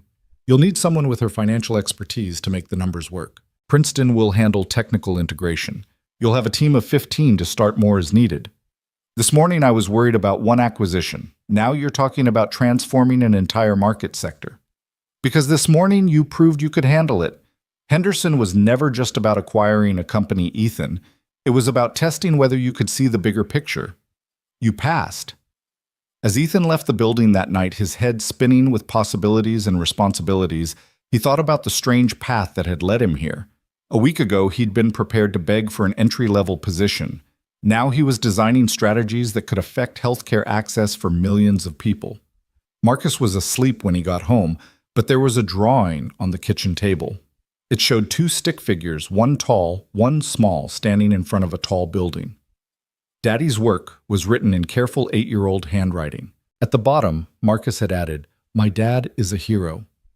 Ethan sat at the table staring at the drawing, and for the first time since Lisa's death, he felt like maybe, just maybe, he was becoming the man she'd always believed he could be. Not just surviving, but thriving. Not just providing, but leading. Not just working, but making a difference. Tomorrow would bring new challenges. The Henderson integration alone would test every skill he had and several he'd need to develop. The Rural Medical Supply Initiative was ambitious, bordering on impossible. Jennifer would keep watching, waiting for him to fail. The board presentation loomed like a mountain to climb, but tonight in his small apartment with his son's drawing in his hands, Ethan Morales felt something he hadn't experienced in years, genuine optimism. The storm that had changed his life was over, but the forecast ahead, while challenging, looked bright. His phone buzzed one more time. A text from Richard Henderson. "My drivers want to meet you. They're scared about the acquisition. Would you come to Cincinnati this weekend? Bring your boy if you want. We're having a company barbecue Saturday. Let them see you're human." Ethan typed back, "We'll be there." Marcus would love a road trip, and the Henderson drivers needed to see that the man making decisions about their future understood their world. It was exactly the kind of bridge building that spreadsheets and presentations couldn't accomplish. As he got ready for bed, Ethan thought about his father, who'd worked construction until his back gave out, who'd never missed a day until the day he couldn't get up anymore. His father had taught him that work was dignity, that providing for your family was the most important thing a man could do. But now Ethan was learning something his father never had the chance to discover, that sometimes work could be more than survival. Sometimes it could be transformation, not just of your own life, but of others. Sometimes the right person in the right place at the right moment could change everything. The radiator clanged its nightly symphony, but Ethan barely heard it. He was already thinking about Saturday, about standing in front of Henderson's drivers and showing them that their futures were safe in his hands. He thought about the board presentation, about looking those executives in the eye and making them see that profit and purpose didn't have to be mutually exclusive. Most of all, he thought about Marcus, watching him present, seeing his father not as the struggling single parent who could barely make rent, but as someone who stood confidently in front of powerful people and spoke about changing lives. That was worth every late night, every challenge, every moment of imposter syndrome that still occasionally crept in. Because success wasn't just about climbing the corporate ladder, it was about pulling others up with you. And Ethan Morales, who'd stopped to pull a stranger's Mercedes out of the mud, understood that better than most. The drive to Cincinnati began at dawn on Saturday. Marcus, bouncing excitedly in the passenger seat of their rented SUV, Ethan's truck wasn't reliable enough for the 3-hour journey, and the company car felt too formal for a barbecue. The boy had packed his soccer ball, his Nintendo Switch, and approximately half his wardrobe, unable to decide what to wear to meet Dad's new work people. "Are they going to be wearing suits?" Marcus asked for the 10th time as they merged onto I-75. "No, buddy, it's a barbecue. They're truck drivers and warehouse workers, people like Dad used to work with. Regular clothes are fine." But you're their boss now, right? Not exactly. It's complicated. I'm helping make sure they still have jobs when our companies become one company. Marcus considered this with 8-year-old seriousness. So you're like a superhero who saves jobs instead of people. Something like that, Ethan said, though the weight of that responsibility sat heavy on his shoulders. The Henderson facility was in an industrial district outside Cincinnati, a sprawling complex of warehouses and truck bays that had grown organically over 40 years. As they pulled into the parking lot, Ethan saw dozens of big rigs lined up like sleeping giants, American flags and family photos visible in their windshields. The barbecue was already in full swing in a field behind the main warehouse. Picnic tables covered with checkered tablecloths, kids running everywhere, the smell of burgers and hot dogs mixing with diesel fumes and autumn air. It was achingly familiar, like every company picnic Conway Shipping had ever thrown, right down to the cornhole games and the classic rock playing from someone's truck speakers. Richard Henderson spotted them, immediately breaking away from a group of drivers to walk over. His casual clothes jeans and a Henderson Shipping polo shirt made him look less like a CEO and more like what he'd started as a trucker who'd built something from nothing. "Ethan, glad you could make it." He shook hands firmly, then crouched down to Marcus's level. "And you must be the young man I've heard about. You know your dad's pretty famous around here." "He is." Marcus's eyes widened. "Sure is. He's the guy who's going to make sure all these people keep their jobs. That's better than being famous for throwing a football or singing songs, don't you think?" As Henderson led them toward the main gathering, Ethan could feel the eyes on him. Conversations quieted as they passed drivers and warehouse workers sizing him up, trying to reconcile the corporate executive they'd heard about with the man in jeans and a Conway Shipping softball team shirt he'd deliberately worn. "Listen up, everyone," Henderson called out, and the crowd gradually quieted. "This is Ethan Morales from Hayes Global. He's running the integration, which is a fancy way of saying he's the guy who decides what happens to all of us. I wanted you to meet him, ask him questions, and understand that he's not some suit who's never loaded a truck." "How many trucks you loaded then?" The question came from a burly driver with arms like tree trunks and skepticism written across his weathered face. "First truck I loaded was in 2011. Ethan replied, his voice carrying across the field. "Peterson Freight Dock 7 Milwaukee facility. 40,000 pounds of automotive parts in the middle of July with no AC in the warehouse. Last truck I loaded was 8 days ago, actually. Helped my neighbor move, and trust me, a 26-foot U-Haul full of furniture is harder than any commercial load I ever handled." That got a few chuckles, and the tension eased slightly. "What about our routes?" A woman in her 50s stepped forward, worry etched in her features. "I've been driving the Lima to Columbus medical run for 12 years. I know every hospital loading dock, every night shift, supervisor, every shortcut when there's construction. Is some computer going to tell me I'm doing it wrong?" "Ma'am, what's your name?" Ethan asked. "Dorothy. Dorothy Sanderson." "Dorothy, that knowledge you have, that's worth more than any algorithm we could develop. Hayes Global has great technology, but technology doesn't know that St. Mary's Hospital's dock freezes in winter, and you need to use the side entrance. It doesn't know that Columbus General always runs emergency orders on Tuesday nights. You do. We'd be idiots to lose that. So you're keeping our routes." "We're keeping the drivers who know them. The routes might get more efficient with our planning software, but the human element that stays." An older man raised his hand. "What about the trucks? No offense to Mr. Henderson, but we're driving some pretty old equipment." Richard started to speak, but Ethan stepped forward. "Fair question. I've seen the maintenance reports. Average age of the fleet is 12 years, some trucks pushing 20. Here's what I can promise: within the first year, every truck over 15 years old gets replaced. Not with basic models either. Proper sleeper cabs for the long-haul folks, state-of-the-art safety features, the works." "That's expensive," someone called out. "Know what's more expensive? Breakdowns, accidents, losing good drivers because we don't give them proper equipment." Ethan found himself falling into the rhythm he'd used in warehouse safety meetings. "I've driven old trucks. I know what it's like when the AC doesn't work in summer, when the heating's shot in winter, when you're white-knuckling it through rain because the wipers are barely functional. That's not just about comfort, it's about safety and respect."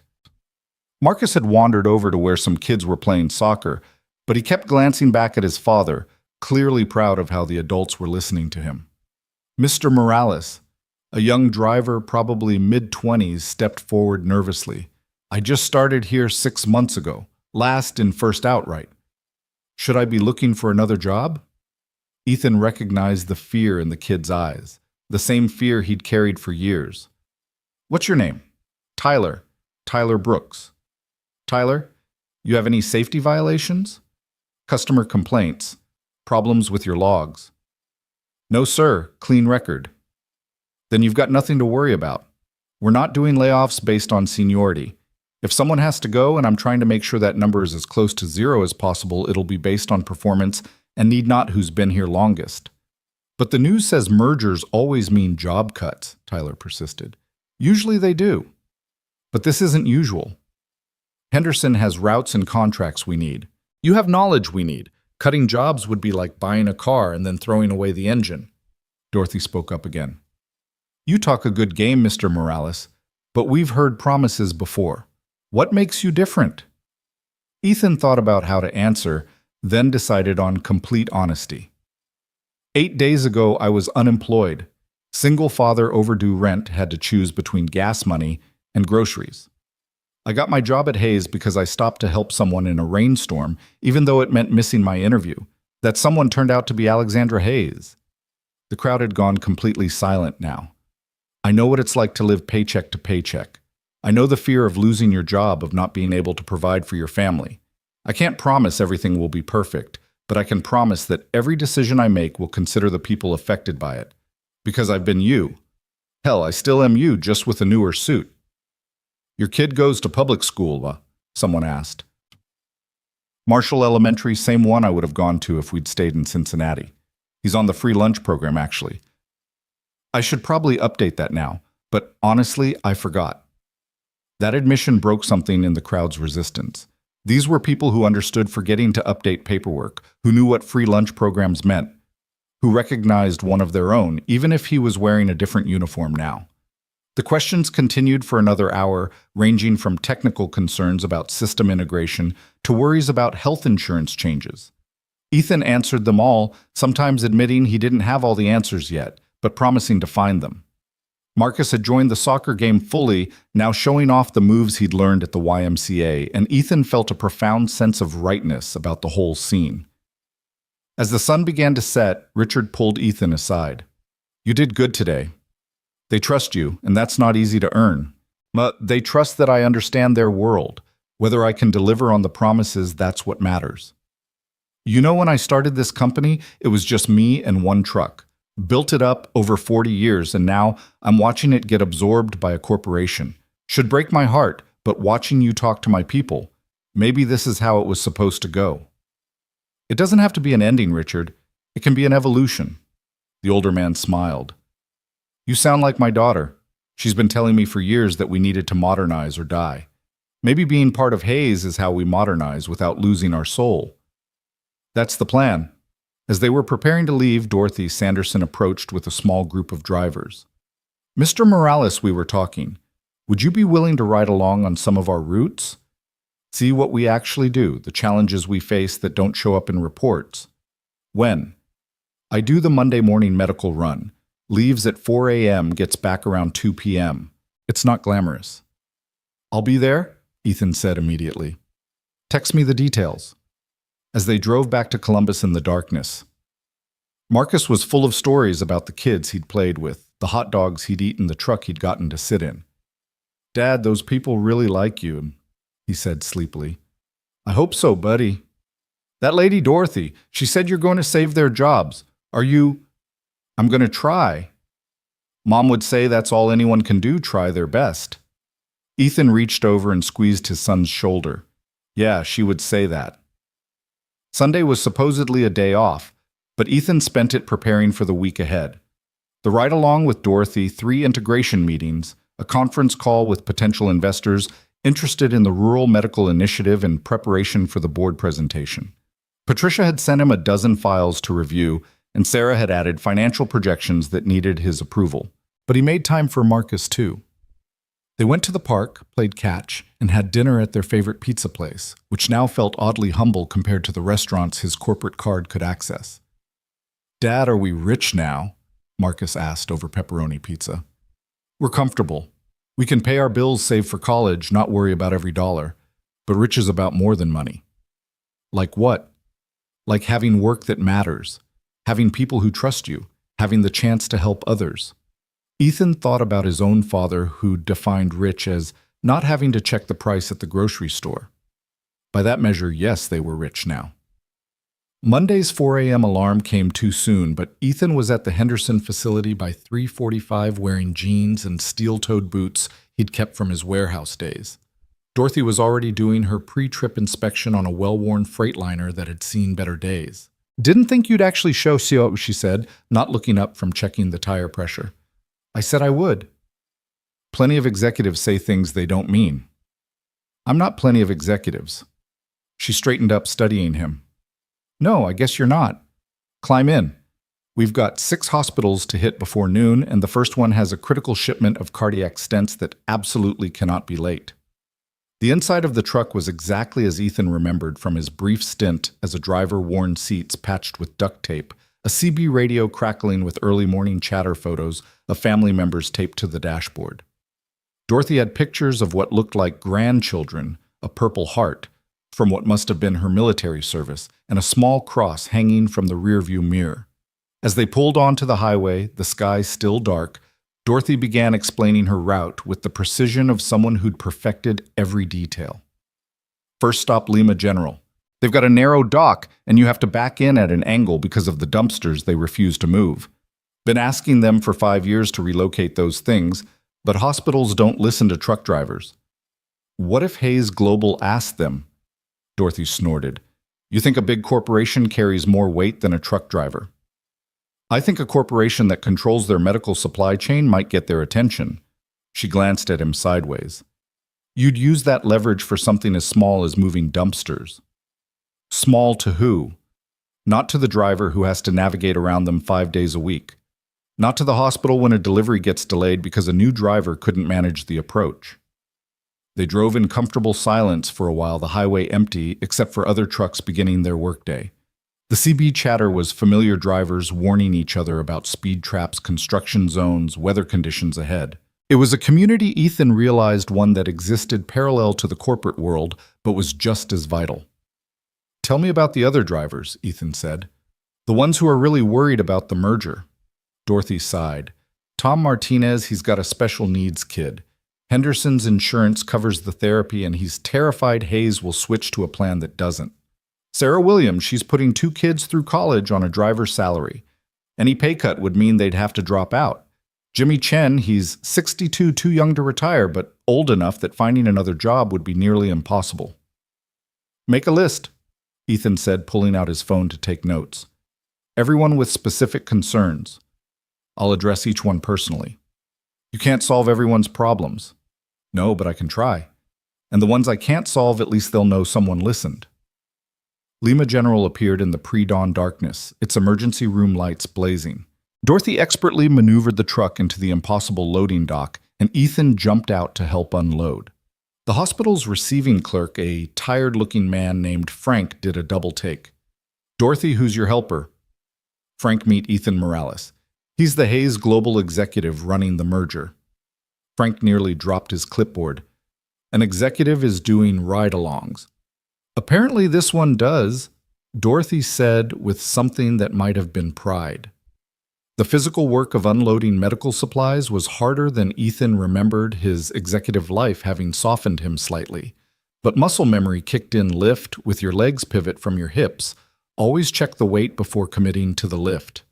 By the 3rd hospital, he was sweating through his shirt despite the cool morning air. You're keeping up better than I expected, Dorothy admitted as they pulled into Columbus General. I've loaded trucks in worse conditions. July in Phoenix, no AC in the warehouse, 100-pound boxes of machine parts.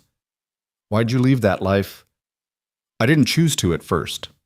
Got promoted to supervisor, then manager, worked my way up. But I never forgot what the actual work felt like. Too many executives do. At Columbus General, they encountered a problem. The shipment of insulin was supposed to be refrigerated, but the cooling unit on Dorothy's truck had failed somewhere between hospitals. Shit, Dorothy muttered, checking the temperature gauge. It's borderline. Might still be good, but if they reject it, they have to reject it, Ethan said. Patient safety comes first, but here's what we're going to do. He pulled out his phone and called Sarah Martinez, who answered despite it being 7 a.m. Sarah, I need a refrigerated truck at Columbus General in 30 minutes with a replacement insulin shipment. Pull it from our Columbus warehouse. Ethan, that's Hayes' inventory, not Henderson. We're one company in 4 weeks. Make it happen. He hung up and turned to Dorothy. We'll wait for the replacement. Document everything for insurance, and I'll make sure this doesn't count against your performance record. This cooling unit has been failing for months. Richard knows, but repairs are expensive. Not as expensive as losing a shipment of insulin, or losing a contract because we couldn't deliver. Ethan made another note. Every truck gets a maintenance review this week. Anything critical gets fixed immediately. The replacement truck arrived in 25 minutes, Sarah having worked her magic. The hospital never knew how close they'd come to not receiving critical medication. As they transferred the insulin, Dorothy watched Ethan with an expression he couldn't quite read. You didn't have to do that. Could have let me take the hit shown Henderson's weaknesses to justify changes. That's not how I work. No, she said softly. I'm beginning to see that. The rest of the route went smoothly, and Dorothy shared stories from her 12 years on the road. She talked about delivering cancer medications to a small rural hospital and seeing the same patients week after week, watching some recover and others fade. She spoke of driving through blizzards because dialysis supplies couldn't wait for better weather. She described the night she'd broken protocol to deliver an emergency heart medication directly to a patient's home because the hospital's order had been delayed. That's the part corporate never understands, she said as they headed back to Cincinnati. We're not just moving boxes, we're part of people's survival. I understand, Ethan said. My wife died because an ambulance couldn't get blood supplies in time. Car accident, rural road, the nearest trauma center was 40 minutes away. If there had been a closer supply depot, if the logistics had been better... Dorothy was quiet for a long moment. I'm sorry. It was 4 years ago. But it's why this matters to me. It's not about profit margins or market share. It's about making sure the supplies are where they need to be when someone's life depends on it. They arrived back at Henderson just after 2 p.m. as Dorothy had predicted. Richard was waiting in the yard along with several other drivers who'd apparently heard about the ride-along. How'd he do, Dorothy? Richard asked. He'll do, she said simply, which Ethan could tell from Richard's expression was high praise indeed. The ride back to Columbus was a blur of phone calls. The insulin incident had revealed systemic maintenance issues throughout Henderson's fleet. Ethan authorized emergency repairs negotiated with Hayes' preferred vendors for bulk discounts and set up a maintenance schedule that would prevent future failures. You're spending a lot of money, Patricia warned him during one call. I'm preventing a lot of problems, he countered. What's the cost of losing a hospital contract because we can't deliver? What's the cost of a driver getting hurt because equipment failed? By the time he reached his office, Sarah was waiting with a stack of invoices and a worried expression. Ethan, you authorized almost $200,000 in repairs today. I did. Without board approval. It's within my discretionary budget. Barely, and it's going to raise questions. Good. Let them ask. I'll have Dorothy Sanderson explain to the board why she's been driving with a failing refrigeration unit for 3 months. I'll have her describe what happens when insulin isn't delivered on time. Sarah studied him. You're taking this personally. Shouldn't I? We're asking these people to trust us with their livelihoods. The least we can do is give them working equipment. Alexandra wants to see you. Fair warning, she's gotten calls from several board members about the expenses. Ethan found Alexandra in the boardroom reviewing financial projections on multiple screens. She looked up as he entered, her expression unreadable. $200,000 in 1 day, she said. It would have been more, but I negotiated bulk discounts. Explain. Ethan laid out what he'd seen, the deteriorating equipment, the safety risks, the potential for catastrophic failures that could cost contracts and lives. He described Dorothy's professionalism, despite inadequate tools, the other drivers' fears about their futures, and the insulin incident that could have been a disaster. So you made a unilateral decision to fix everything immediately. I made an executive decision to prevent future crises rather than react to them. Alexandra was quiet for a moment, then smiled. Good. That's exactly what I hired you to do. But next time, give me a heads up so I can prepare for the board's phone calls. There's something else, Ethan said. The Rural Medical Initiative, I want to expand it. Not just integrate what Henderson has, but actively pursue new contracts with rural hospitals. There's a network of 63 critical access hospitals across 5 states that are underserved. If we can guarantee reliable delivery at competitive prices, you're talking about a massive expansion. I'm talking about saving lives while making profit. The two don't have to be mutually exclusive. Alexandra pulled up a map on one of the screens. Show me. For the next 2 hours, they worked through the proposal. Ethan had done his homework, demographics, distance analyses, competitive landscape, projected revenues and costs. But more than numbers, he had stories from Dorothy and the other drivers' real-world intelligence that no market analysis could provide. The board will want hard numbers, Alexandra said. I'll give them those, but I'll also give them something else, the moral argument. Hayes Global can be the company that ensures no rural hospital runs out of critical supplies. That's not just good business, it's good citizenship. You're going to make that argument to a room full of investors who only care about returns. I'm going to make them understand that returns come from reputation, and reputation comes from reliability. Every rural hospital we serve becomes a reference. Every small town we reach becomes a market foothold. Let our competitors fight over the big city contracts. We'll own everything else. Alexandra stood walking to the window that overlooked the city. The board meeting is in 3 weeks. You'll have 15 minutes to present. I'll need 30. You'll have 15. Make them count. As Ethan left her office, his phone rang. It was Marcus's school. Mr. Morales, this is Principal Johnson. There's been an incident with Marcus. Ethan's heart stopped. Is he okay? He's fine, but he was in a fight. We need you to come in. The drive to the school was agony, every worst-case scenario playing through Ethan's mind. Marcus had never been in a fight, had always been the quiet kid who avoided conflict. He found Marcus in the principal's office, sporting a split lip and defiant eyes. Another boy sat across the room with a black eye, his parents already present and looking furious. Mr. Morales, Principal Johnson began, Marcus punched Timothy here during recess. He said Dad was a liar, Marcus burst out. He said there's no way a truck driver became a director in 1 week, that Dad was making it up to seem important. Timothy's father, wearing a suit that screamed middle management, snorted. Can you blame him? Does sound far-fetched. Ethan looked at the man, then at his son, then back at Marcus. Did you hit him first? Marcus nodded, ashamed now. I know you said violence is never the answer, but he kept saying you were a nobody, pretending to be somebody, and I got so mad. Mr. Morales, Timothy's mother interjected, your son gave Timothy a black eye.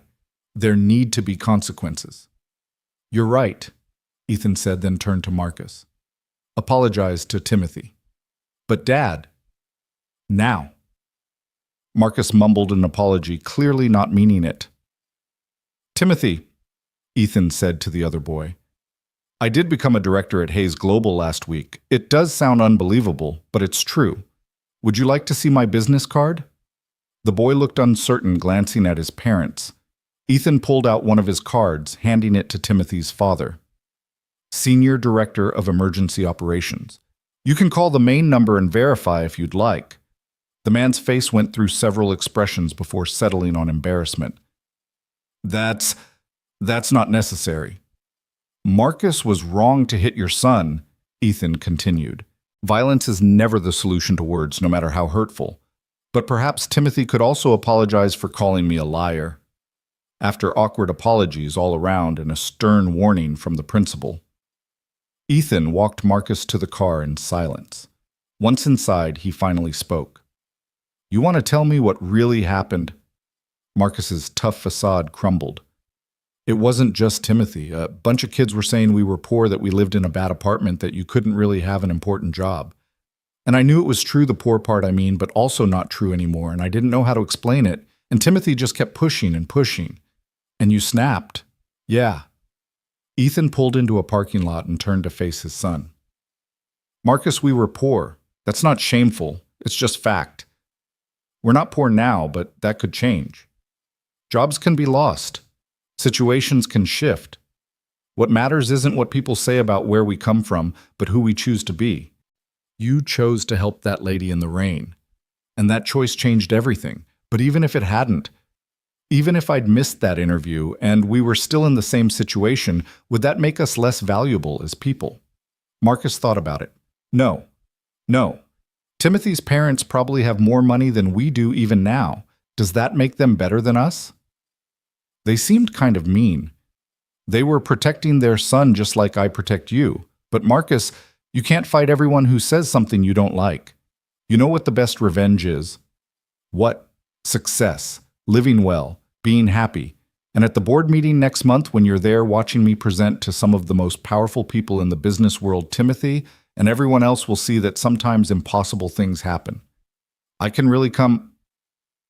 Ms. Hayes specifically invited you, but only if you promise no more fights. I promise. That evening, while Marcus did homework with extra focus, his punishment was no video games for a week. Ethan worked on his board presentation. He thought about Dorothy's devotion to her route, Richard's pride in his company, the drivers who just wanted job security and respect. He thought about rural hospitals depending on reliable deliveries and patients whose lives hung in the balance of logistics. His phone buzzed with a text from Dorothy. Heard what you did about the truck repairs. Also heard you're presenting to the board about rural medical expansion. The drivers are talking. They think you might actually be one of the good ones. He texted back, just trying to do the right thing. That's what makes you one of the good ones. As midnight approached, Ethan looked at his presentation, 27 slides of numbers, projections, and strategies. It was good, solid, defensible.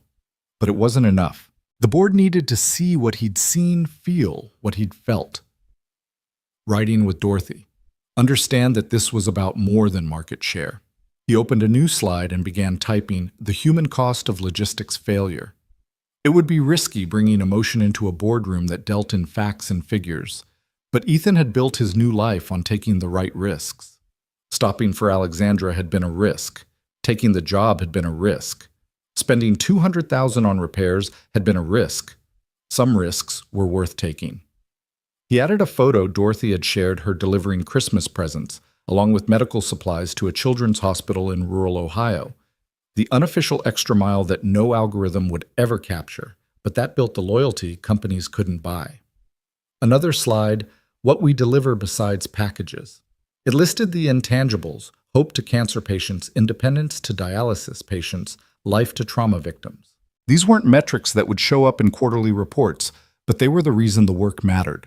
By 2 a.m., he had 40 slides, far too many for 15 minutes. But he'd figure out how to condense them, how to tell the story that needed telling. Because that's what this was, a story about how good business and good humanity could be the same thing. Marcus was asleep on the couch, having tried to wait up for him. Ethan covered him with a blanket, then stood watching his son sleep, thinking about the example he was setting. Not just of success, but of service. Not just of climbing the ladder, but of making sure it stayed stable for others to climb. His phone lit up with one more message, this one from Alexandra. Heard about the school incident. Your son defending your honor must have been interesting. See you tomorrow. We need to discuss accelerating the Henderson integration. Accelerating. Everything was accelerating. 3 weeks ago, he'd been nobody. Now he was responsible for hundreds of jobs, millions in revenue, and a vision that could transform rural medical logistics. The weight of it should have been crushing. Instead, it felt like purpose, like the moment when a load you've been struggling to balance finally settles into place and you realize you're stronger than you thought. Through the window, the city lights twinkled, each one representing someone depending on the vast network of logistics that kept the world running. Somewhere Dorothy was probably planning tomorrow's route. Richard was likely losing sleep over his company's future. The board members were definitely questioning Alexandra's judgment in hiring him. But Ethan Morales, who'd learned to carry whatever weight life put on his shoulders, was ready for all of it. The presentation would work or it wouldn't. The integration would succeed or fail. The rural medical initiative would transform the company or become a costly mistake. What mattered was that he was trying with everything he had to build something worthwhile. To prove that a man who'd stopped to help a stranger could change not just his own life, but hundreds of others. To show his son that integrity and success weren't mutually exclusive, that where you came from mattered less than where you chose to go. The radiator had finally stopped its clanging. The landlord had fixed it after Ethan paid 3 months' rent in advance. The silence felt strange, like losing a familiar adversary. But that was the nature of progress. You fixed problems and moved on to new ones. And Ethan had plenty of new problems to solve. Tomorrow would bring integration meetings, personnel decisions, and the constant balance of corporate demands and human needs. But tonight, with his son safe and his purpose clear, he felt ready for whatever storms lay ahead. The boy who'd loaded trucks was becoming the man who coordinated entire supply chains. The single father who'd counted pennies was becoming the executive who authorized millions in spending. The person who'd stopped to help was becoming the leader others looked to for help. It was, as Marcus would say, like being a superhero. Only instead of a cape, he wore a suit he was still getting used to. Instead of superpowers, he had experience and empathy. And instead of fighting villains, he was fighting the indifference and inefficiency that kept help from reaching those who needed it most. The morning of the board presentation arrived with an unseasonable November snow. Delicate flakes drifting past the apartment window as Ethan adjusted his tie for the 5th time. Marcus sat on the bed already dressed in his best clothes, a navy blazer and khakis they'd bought specifically for today. "You nervous, Dad?" Marcus asked, swinging his legs. "Terrified," Ethan admitted, then caught himself. "I mean, a little nervous. Mom used to say being nervous means you care about doing good." "Your mom was smart." Ethan sat beside his son, remembering Lisa's way of simplifying complex emotions into manageable truths. "You remember what we talked about. During the presentation, you need to sit quietly." "I know, Dad. Mrs. Chen already gave me the lecture twice." Marcus grinned. "She also said to imagine everyone in their underwear if I get bored. Mrs. Chen said that she says it works for her at her senior center meetings." The drive to Hayes Global felt different this morning. The security guard waved them through with a respectful nod, and Ethan's reserved parking spot, still surreal to have one, was clear, despite the accumulating snow. As they walked through the lobby, several employees recognized him and offered encouraging smiles. Word had spread about the Henderson integration, about the truck repairs, about the executive who actually rode along on delivery routes. Patricia met them at the elevator, her usually composed face showing hints of concern. "The board members are already gathering. Richard Henderson arrived an hour ago. He's been talking to them." "Talking about what?" "The integration. He brought Dorothy Sanderson with him." Ethan's stomach dropped. If Henderson was having second thoughts, if he was poisoning the board against the expansion plan, where are they? "Executive Lounge, 35th floor." "But Ethan, your presentation isn't for another hour." He was already moving toward the elevator, Marcus hurrying to keep up. "Keep my time slot. I'll be ready." The Executive Lounge was a space Ethan had never entered, all leather and mahogany oil paintings of previous CEOs watching from the walls. Richard Henderson stood near the window, speaking earnestly to 3 board members Ethan recognized from photos: David Chang, the lead investor, Margaret Sterling, former Secretary of Commerce, and James Wright, who ran his own logistics empire before joining Hayes's board. Dorothy stood slightly apart, looking uncomfortable, in business attire instead of her usual driver's uniform. She spotted Ethan first and gave him a subtle nod that he couldn't quite interpret. Morales." Wright called out, his voice carrying the authority of someone used to being obeyed. "Henderson here was just telling us about your roadside assistance last Monday." "The ride along," Ethan corrected carefully. "I wanted to understand the operational challenges firsthand. And authorized $200,000 in repairs on the spot." Chang added, his tone neutral, but his eyes sharp. "That's quite a financial commitment without board consultation." Before Ethan could respond, Dorothy stepped forward. "May I say something?" The board members looked surprised. Drivers didn't typically speak in executive lounges, but Sterling nodded. "Please, Ms. Sanderson. Dorothy Sanderson. I've been driving medical routes for 12 years, and in all that time, no executive has ever asked me what I need to do my job better. They've told me sure. Mandated new procedures, installed tracking systems, cut costs. But asked never. Until Mr. Morales." She pulled out her phone, scrolling to something. "This is a photo from 3 years ago. That's me changing a tire in a blizzard because the company couldn't afford proper winter maintenance. This is from last year, delivering insulin in a truck with no working refrigeration during a heat wave, using bags of gas station ice to keep it cool. And this, she showed another image. This is my truck as of yesterday. New tires, working refrigeration, proper safety equipment. First time in 5 years everything actually works. Wright leaned forward. And you attribute this to Morales. I attribute it to having someone in charge who understands that we're not just moving boxes, we're keeping people alive. He gets that because he's done the work. Chang turned to Richard. And you support this approach. Even though it's costing your company money, it doesn't have, Richard smiled slightly. My company hasn't had money for proper maintenance in 2 years. We've been surviving on reputation and driver dedication. Ethan's investment isn't just fixing trucks, it's showing my people that Hayes Global values them. You can't buy that kind of loyalty. Actually, Wright said dryly, it sounds like you can, for about $200,000. With respect, Mr. Wright, Ethan interjected, finding his voice, you can't buy it. You can only earn it. The money just demonstrates commitment. The loyalty comes from following through. Margaret Sterling studied him with interest. Young man, and you are remarkably young for this position, Alexandra's faith in you is evident. But the board needs more than faith. We need results. Then let me show you results, Ethan said. My presentation isn't just about rural medical expansion. It's about transforming how Hayes Global thinks about logistics. We'll see in an hour, Chang said, but his expression had softened slightly. As the board members dispersed, Dorothy approached Ethan. I hope I didn't overstep. You said exactly what needed saying. Thank you. She glanced at Marcus, who'd been silently absorbing everything. This your boy. Marcus, this is Ms. Dorothy. She drives the trucks that deliver medicine to hospitals. Marcus's eyes widened. Like an ambulance, Dorothy laughed. Kind of, but I deliver before people get sick so they have what they need when they do. Your dad's making sure I can keep doing that. Cool, sir, Marcus said. Then looked up at his father with something approaching awe. The hour before the presentation passed in a blur. Patricia brought updated figures showing that the Henderson integration was actually ahead of schedule.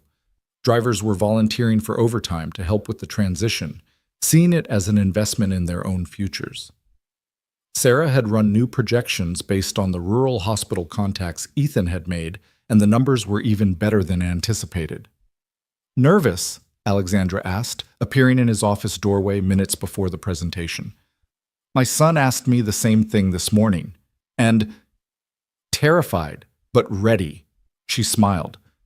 Good. Confidence without fear is just arrogance. Fear without confidence is paralysis. You found the balance. She looked at Marcus, who was practicing sitting still in one of the office chairs. Mr. Marcus, are you ready to see your father change some minds? Yes, ma'am, Marcus said formally, making both adults smile. The boardroom was intimidating by design, a massive oval table surrounded by 20 leather chair screens on every wall, windows offering a commanding view of the city. The board members were already seated, their faces ranging from curious to skeptical. In addition to those he'd met earlier, there were another dozen people, investors, advisors, senior executives. Ethan took his position at the head of the table, his presentation remote feeling small in his hand. Marcus sat in a chair against the wall between Patricia and Alexandra, his eyes wide but his posture perfect. Ladies and gentlemen, Ethan began, his voice steadier than he'd expected. I'm here to talk to you about the future of Hayes Global. Not the next quarter or the next year, but the next decade. And it starts with understanding that logistics isn't about moving things, it's about connecting lives. He clicked to his first slide, a map of the United States with dots representing hospitals. Green dots for major metropolitan hospitals, red for rural facilities. The green dots are where we make our money. The red dots are where we make our difference. Today I'm proposing we do both. For the next 10 minutes, he laid out the numbers with Sarah's precision market-size growth potential competitive advantages. The board members took notes, asked pointed questions about margins and scalability. It was going well, but not great, the kind of presentation that might get approved, but wouldn't inspire. Then Ethan switched tactics. Let me tell you about Betty Morrison, he said, pulling up a photo Dorothy had shared, an elderly woman in a hospital bed, smiling, despite obvious illness. She lives in Murray, Kentucky, population 367. Every week she needs dialysis supplies delivered to the regional clinic 40 miles from her home. Last winter, those supplies were 3 days late because the logistics company serving the area decided the route wasn't profitable enough to maintain during a snowstorm. He clicked to the next slide. Betty Morrison died waiting for those supplies. The room went silent. This isn't just about her. There are thousands of Betty Morrisons across rural America, people whose lives depend on reliable medical logistics, but who live in areas deemed unprofitable by traditional metrics. James Wright interrupted. With respect, Mr. Morales, we're not a charity. We have obligations to our shareholders. You're right, Ethan agreed, surprising him. Which is why I'm not proposing charity. I'm proposing strategic market domination through service excellence.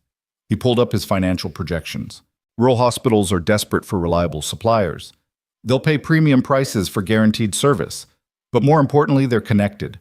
Every rural hospital administrator knows every other administrator in their state. Serve one well and word spreads.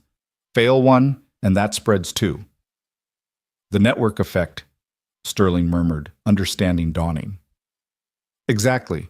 We start with Henderson's existing routes, expand strategically, and within 18 months we own rural medical logistics for the entire Midwest. Our competitors are fighting over saturated urban markets while we quietly lock up an underserved sector worth, he clicked to the next slide, $47 billion annually. Chang leaned forward. Those numbers assume perfect execution. No, those numbers assume competent execution. Perfect execution would double them. Ethan pulled up another slide showing driver retention rates.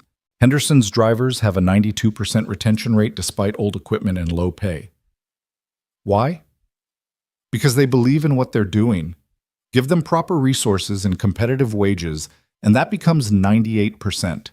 Do you know what driver turnover costs this industry? About $8,000 per driver, Wright said. Multiply that by the thousands of drivers we won't have to replace, and the investment pays for itself. But there's something else, something that doesn't show up in spreadsheets. He clicked to a photo of himself from the week before, muddy, exhausted, helping Dorothy unload supplies at Columbus General. This is me last Monday. I could have sent someone else to do the ride-along or skipped it entirely. But leadership isn't about giving orders from a boardroom. It's about understanding the reality of the work. Every driver who saw this photo, and trust me, Dorothy, made sure they all did knows that management understands their challenges. That's worth more than any retention bonus. Margaret Sterling spoke up. You're proposing a fundamental shift in how Hayes Global operates. Less focus on automation and efficiency, more on human elements. I'm proposing we recognize that humans are our efficiency. A computer can plot the fastest route, but it can't know that the loading dock at Lima General floods every April, or that the night supervisor at Columbus Memorial always needs supplies by 10 p.m. for the morning shift. Our drivers know these things. They are our competitive advantage. What about scalability? Another board member asked. This high-touch approach works for Henderson's size, but Hayes is 20 times larger. Which is why we're creating a hybrid model. Technology handles what it does best. Routing optimization, inventory management, predictive analytics. Humans handle what they do best, relationship building, problem solving, last mile adaptation. We're not choosing between efficiency and humanity. We're combining them. Alexandra stood. If I may add something, 3 weeks ago, our entire East Coast network crashed.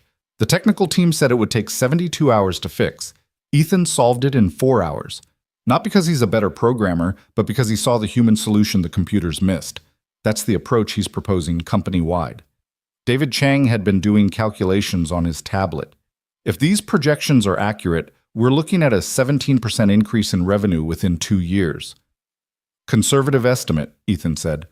It doesn't account for the government contracts we'll be positioned to win. The federal government is mandating improved rural healthcare access. They'll need logistics partners who can actually deliver. Literally, someone quipped, causing a ripple of laughter that eased the tension. James Wright stood walking to the window. Morales, you're asking us to invest millions in an unproven strategy based on the idea that treating drivers well and serving unprofitable routes will somehow generate profits. I'm asking you to invest in the radical idea that doing the right thing is also the smart thing, that a company's value isn't just its stock price, but its impact on society, that employees who believe in their work perform better than those who just collect paychecks. Wright turned back. And if you're wrong, then we'll still be the logistics company that ensures no rural hospital runs out of critical supplies. We'll still be the employer that drivers want to work for. We'll still be the company that stopped putting algorithms ahead of human lives.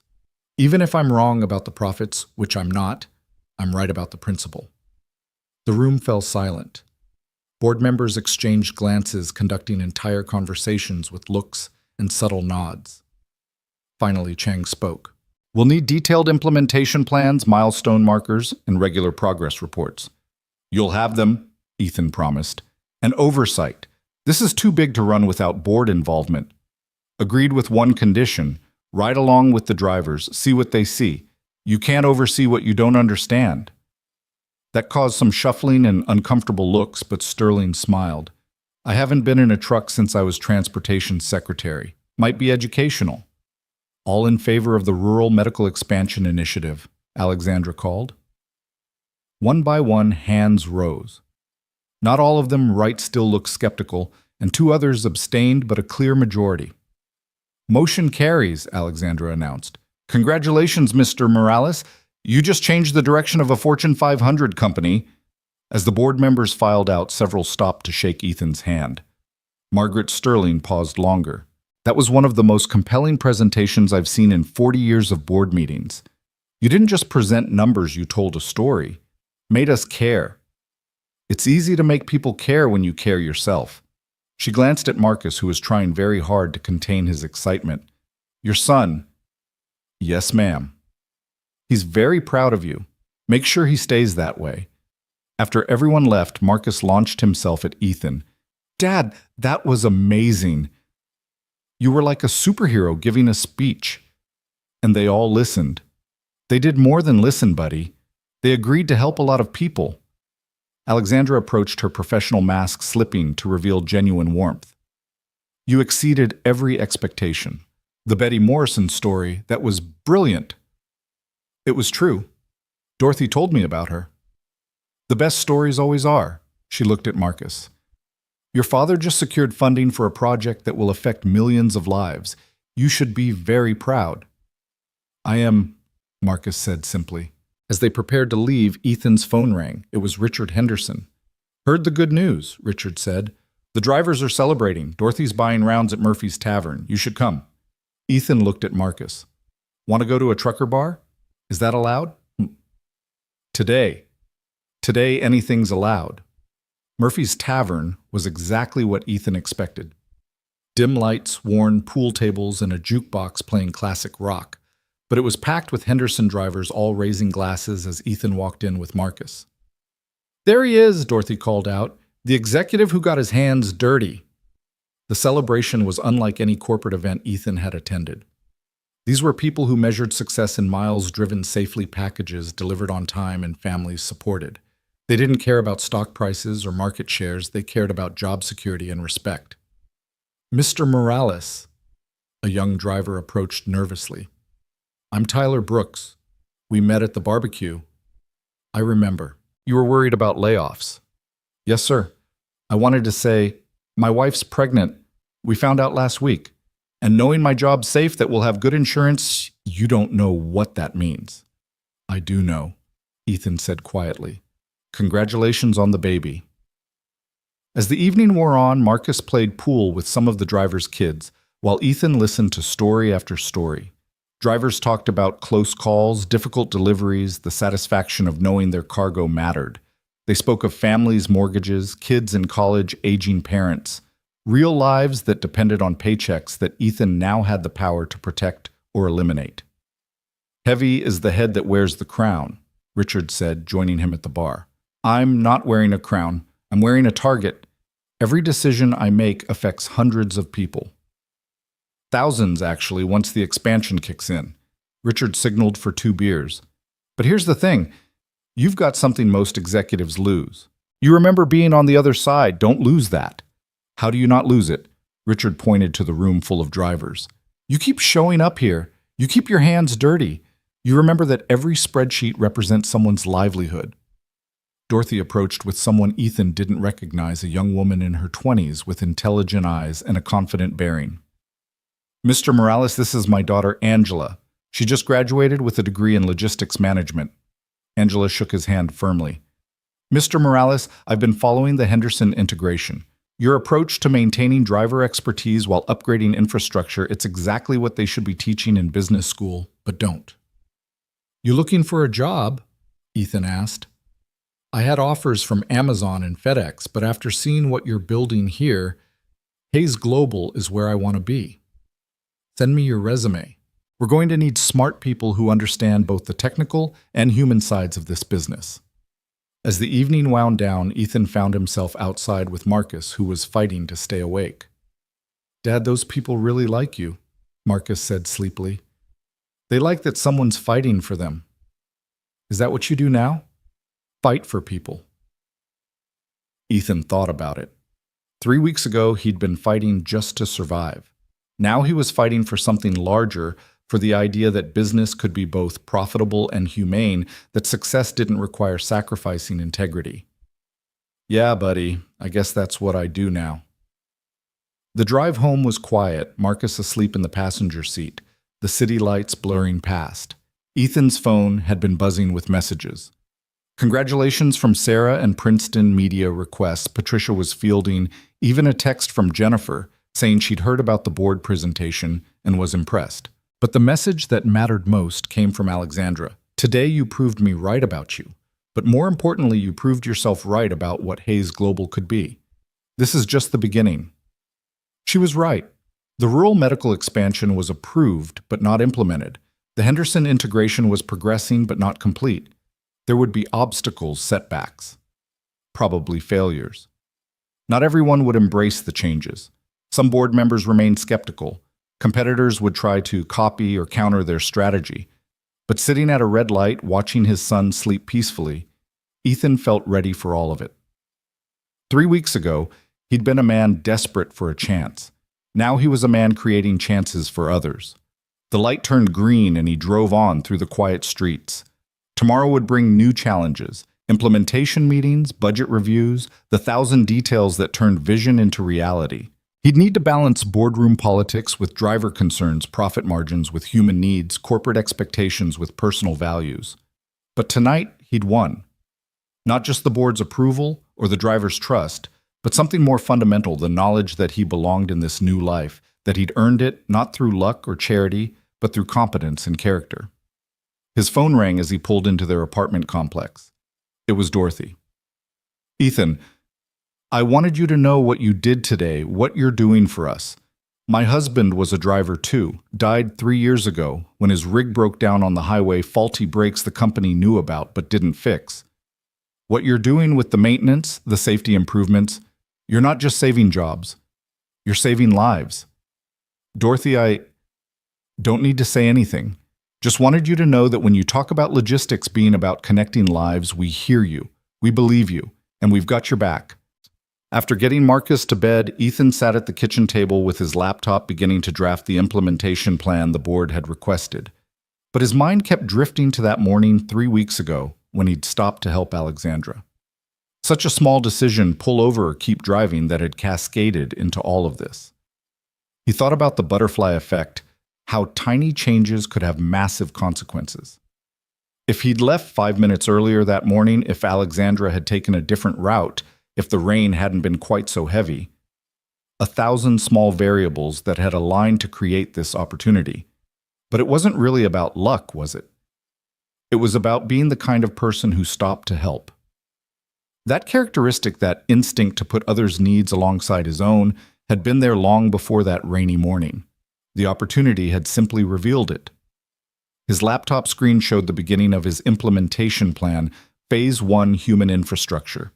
Before upgrading technology or expanding routes, he would invest in people, training programs for rural route drivers, safety bonuses, a driver advisory council that would have direct input on operational decisions.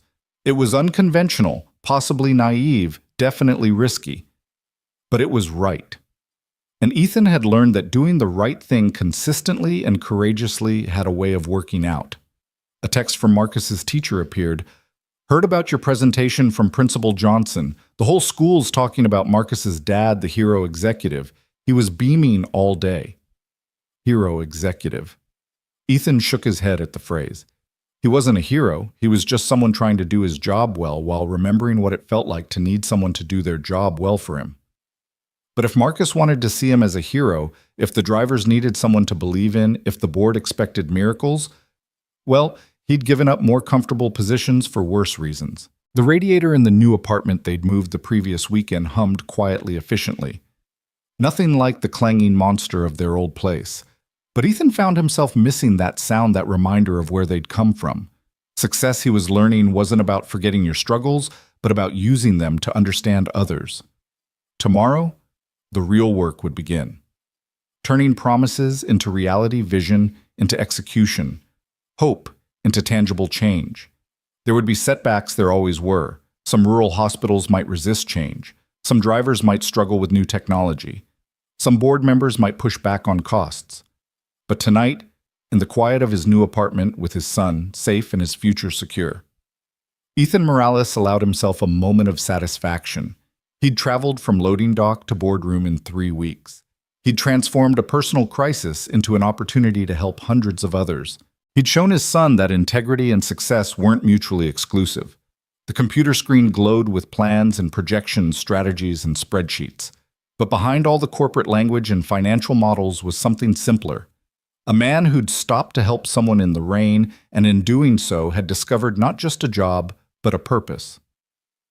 The storm that had brought Alexandra Hayes into his life had passed, but its effects rippled outward like waves on water. Each driver whose job was saved, each rural hospital that received reliable deliveries, each family that stayed together because a parent kept their employment. They were all connected to that moment on the highway when Ethan chose help over self-interest.